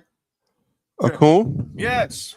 Can I didn't want to say it and get banned, but can we stop calling black people coons, please? So every black person has to stand up. Let me be clear. I didn't like what you said about Michelle Obama, but you have to understand not every black person supports her. And if you don't support her, you're wrong. No, I don't agree with what he said because I thought it was pretty much disrespectful. That's a mother. That's a wife. Yeah. She is a former first lady. Have some class. You did that for attention. Oh yeah, dude was playing a character. This dude's fucking like he's like wants to be a 90s fucking wrestling heel so bad that it's like it's not even funny. So he just said that shit regardless if he believes it or not. Just to get people to do what they're doing. Really, like he was pandering to the lowest common denominator. And yeah, Paco, he's a fucking clown. Yeah, he was. But a lot of it was he was pandering to the lowest common denominator, and he wanted people to talk about him and put his name in their mouth, and now he's in your mouth, kind of thing. You know what I mean? Pause. And yeah, Pause. Pause or no pause. I'm just saying. So it's Pride Month, so no pause. That guy's a fucking gump. Like he's a fucking gump, and I hate him more for beating my guy Derek Lewis more than just being a fucking faggot. You made Derek Lewis go.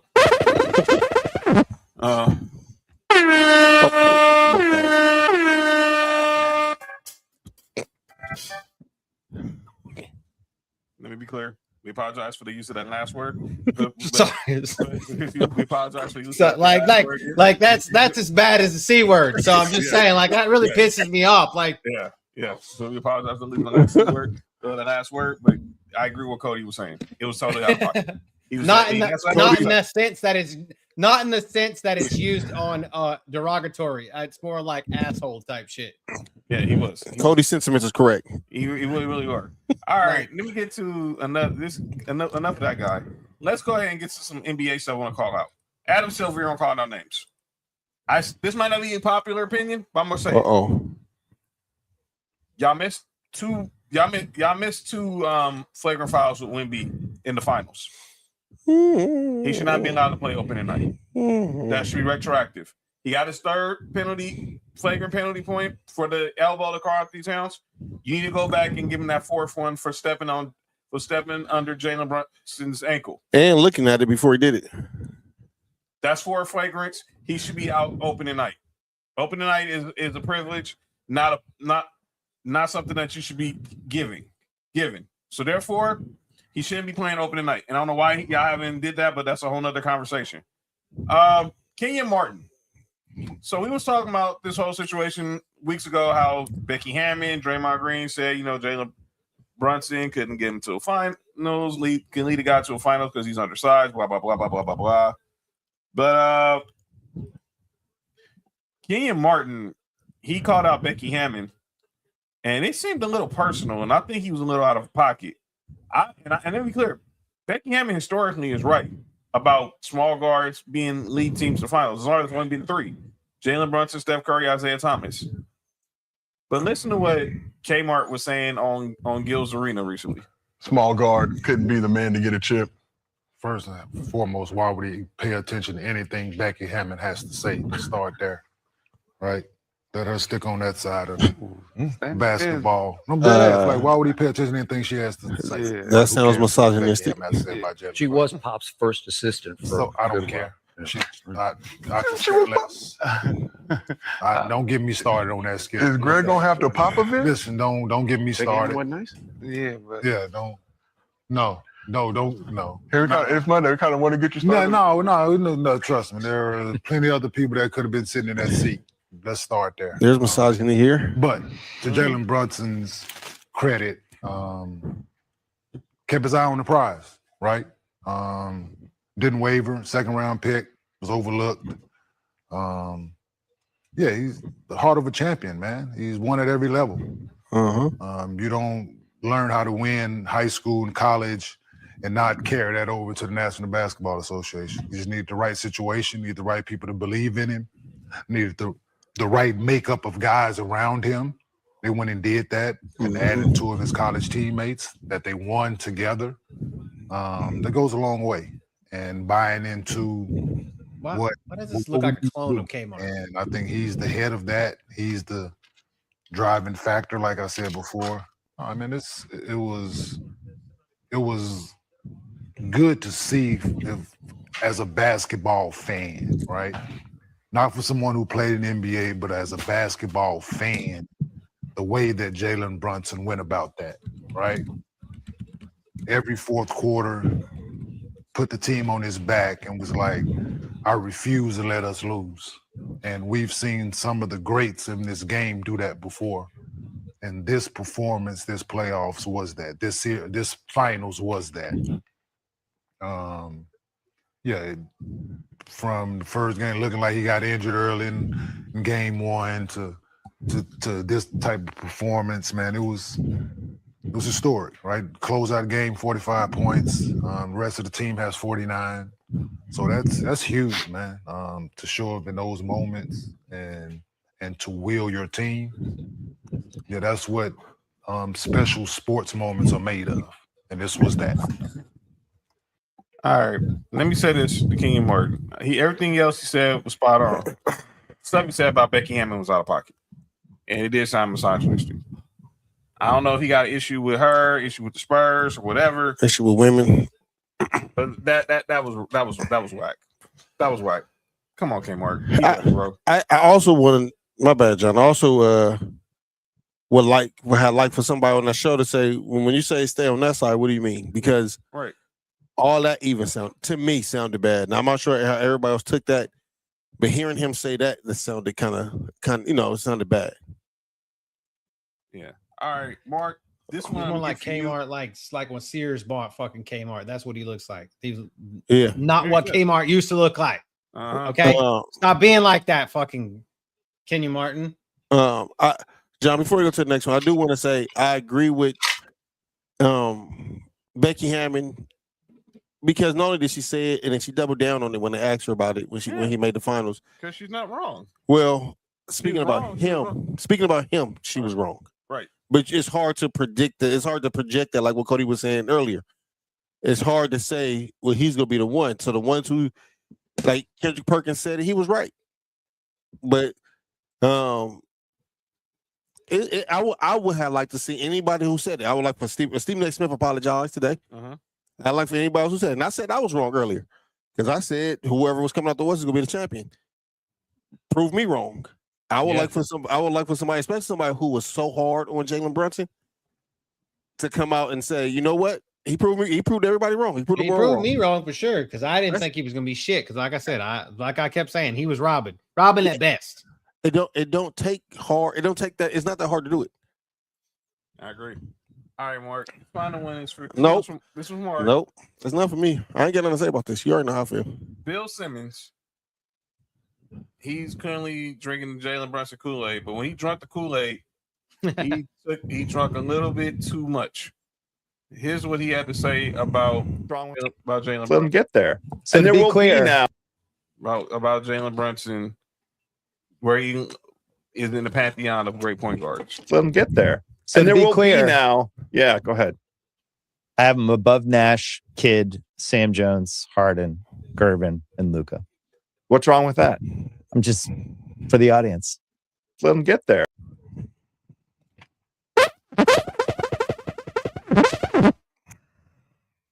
Did he also say he had him over AI too?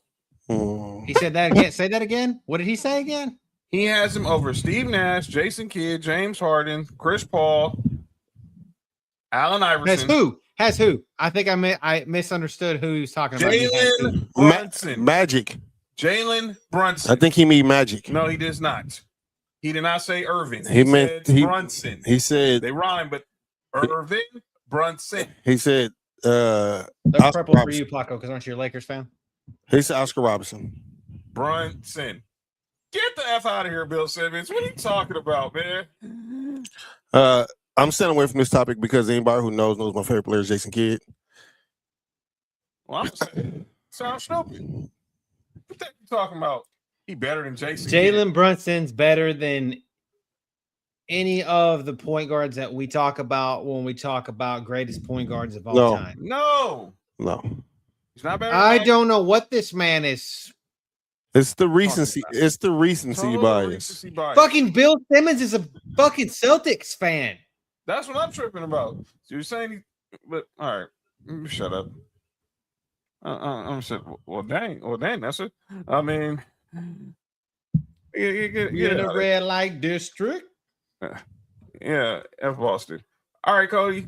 Mark, you got anybody else going on that names? Because no, that was mine right there. But like I said, I was just gonna throw it out there. I don't have. It was stupid. I don't have much to say. It's shout out to the DJs. Shout out to them.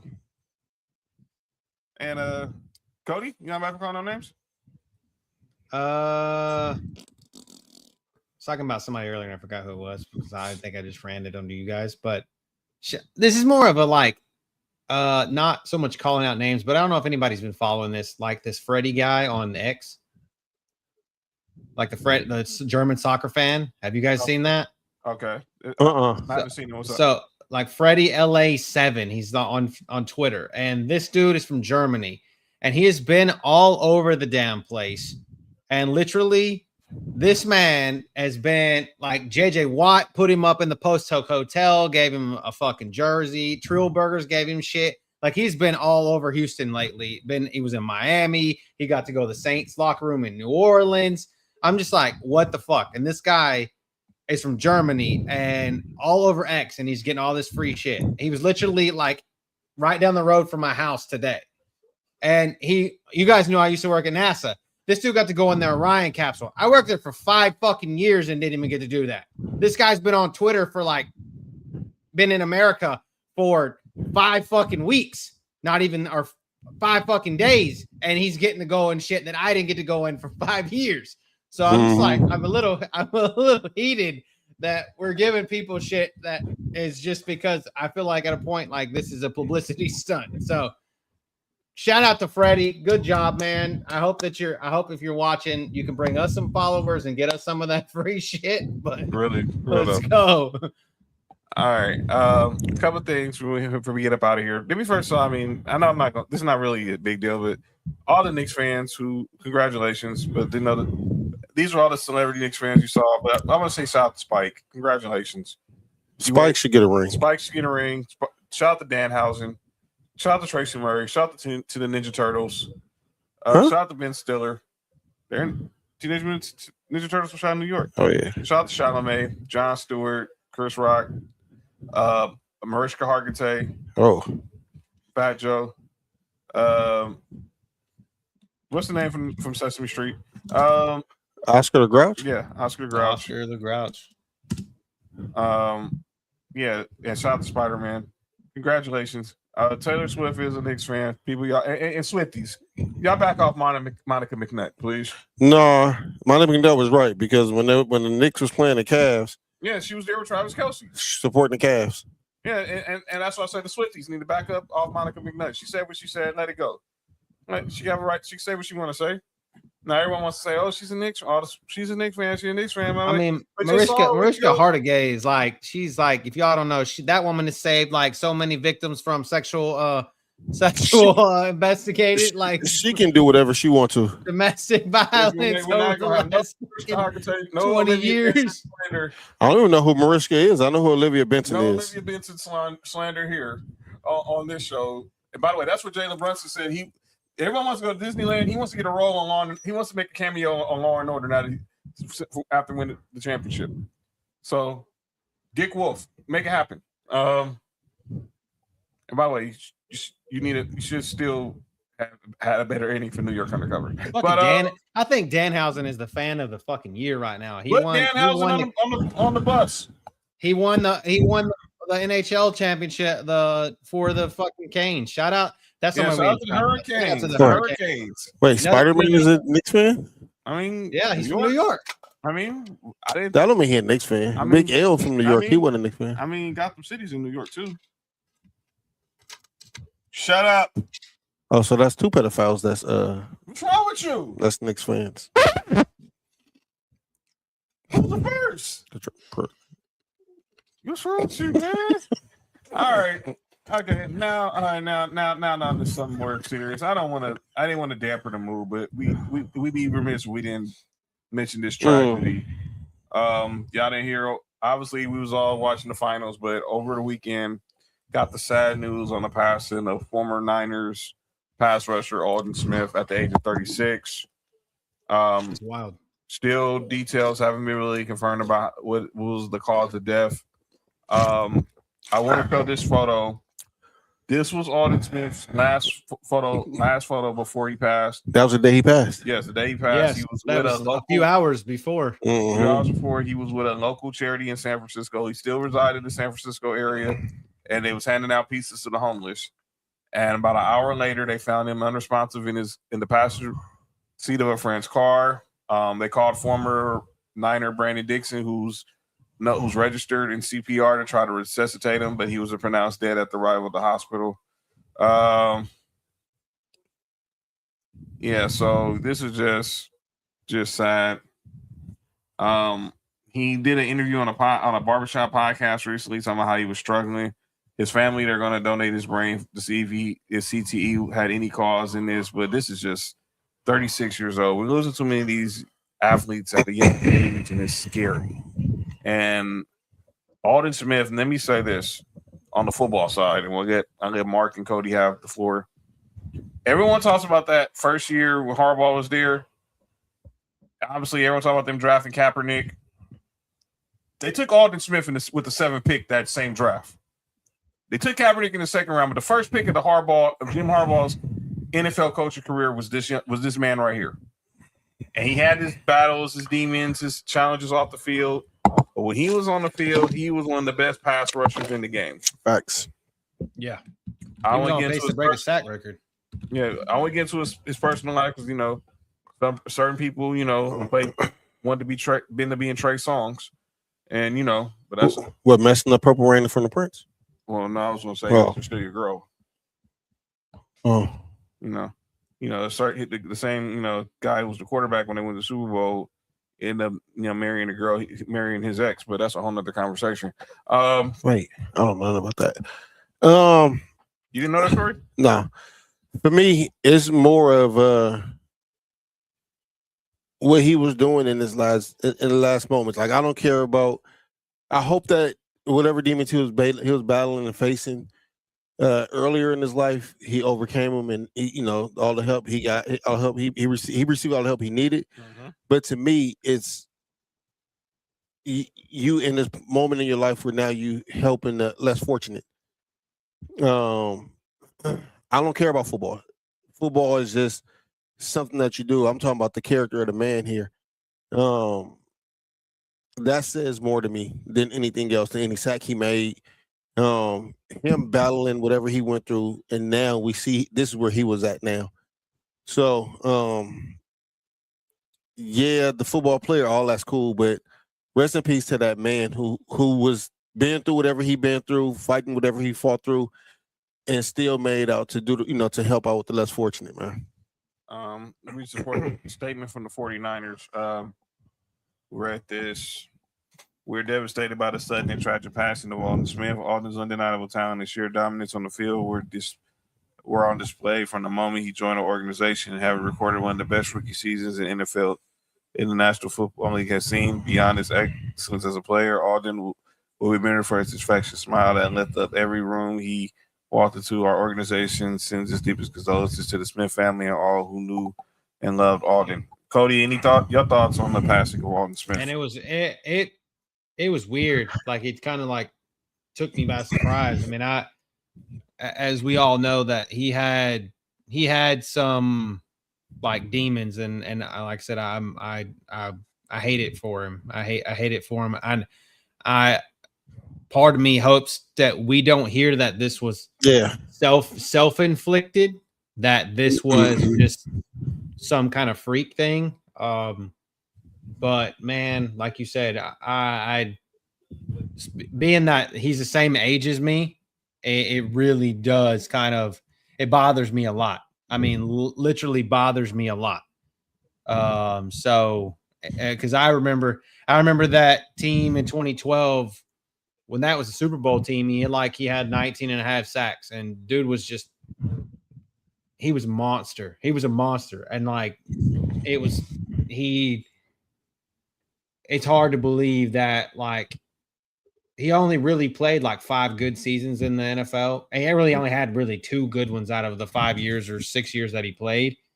And we still remember him as holy shit, that dude was a really good pass rusher. So I hope that we can remember him as somebody that was really good, and not kind of the broken shell of a person that ended up passing away too soon. So RIP to someone that we hope that shouldn't have died this young. Absolutely. Great words. And that's going to do it for today's show. We're going to get up out of here. Let me just say this, we was talking about, passings, let me thank everybody again for their love and support as I went through the passing of my pops Thursday. I mean, obviously we're going to have the service in Long Beach, and, finally going to put this chapter behind me and hope everything goes well. So, thank y'all for all the love, support, and everything. Shout out to Mark, everybody, my family, and everything. So, we'll be back Friday. Check me out tomorrow. Me, JoJo, Nestor Trail, Sports Free Wrestling. We're gonna talk more about this. Just the 4 of y'all. We'll definitely talk about this more about this UFC thing, because now people are calling out Roman Reigns and everything. Yo, you good? Yo, you good? You good? You good? Me? You good? Are we calling out Roman Reigns for actual WWE stuff and not for what we saw at UFC?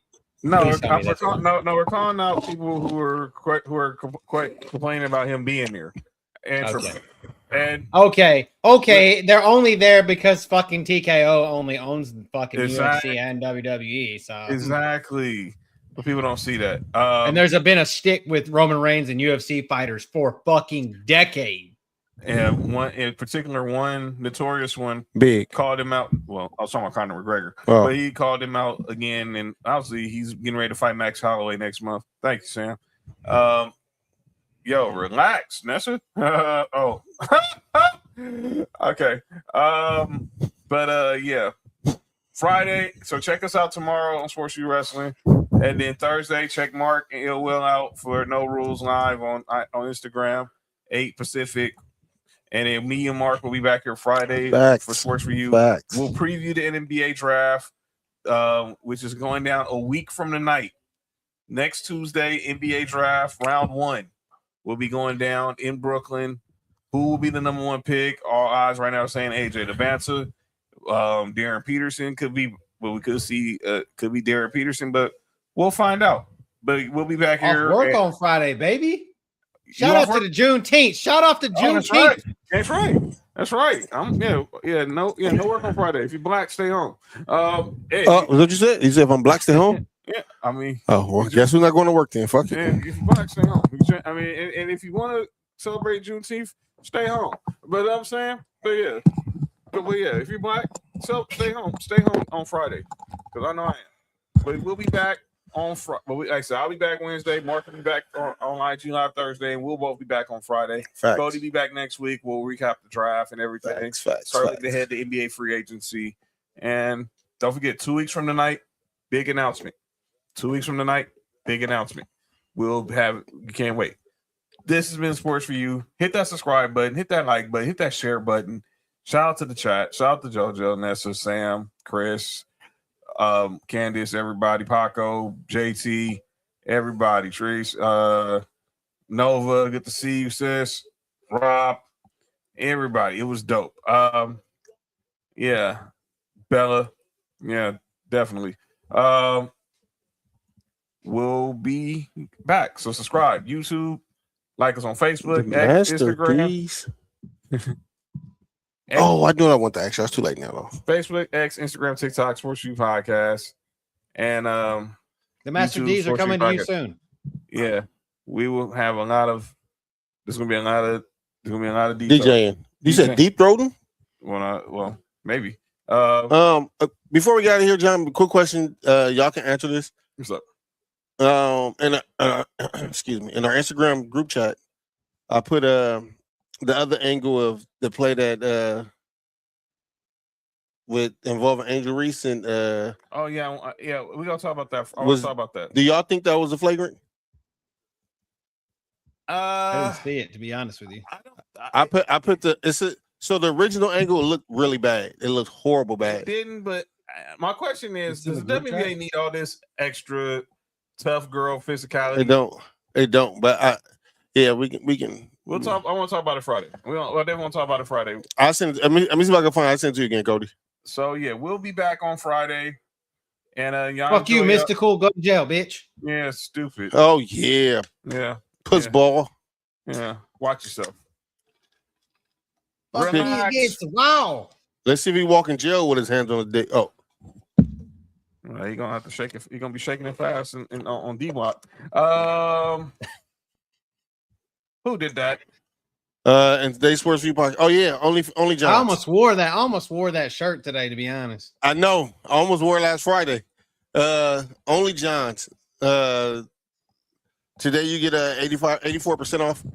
The code is 69 in Vegas. This stinks. All right, we get up out of here.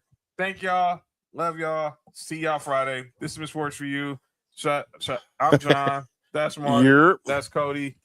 Peace out, peace. For you, from the coast to you. 3 LA minds talking what we do. From the streets to the stats, from the bar to the chat. Sports for you. Yeah, we run it like that. Hit that link, lock that feed, John. Nick, all that you need. Sports for you. Every day, new seed. From LA roots to the whole world's league.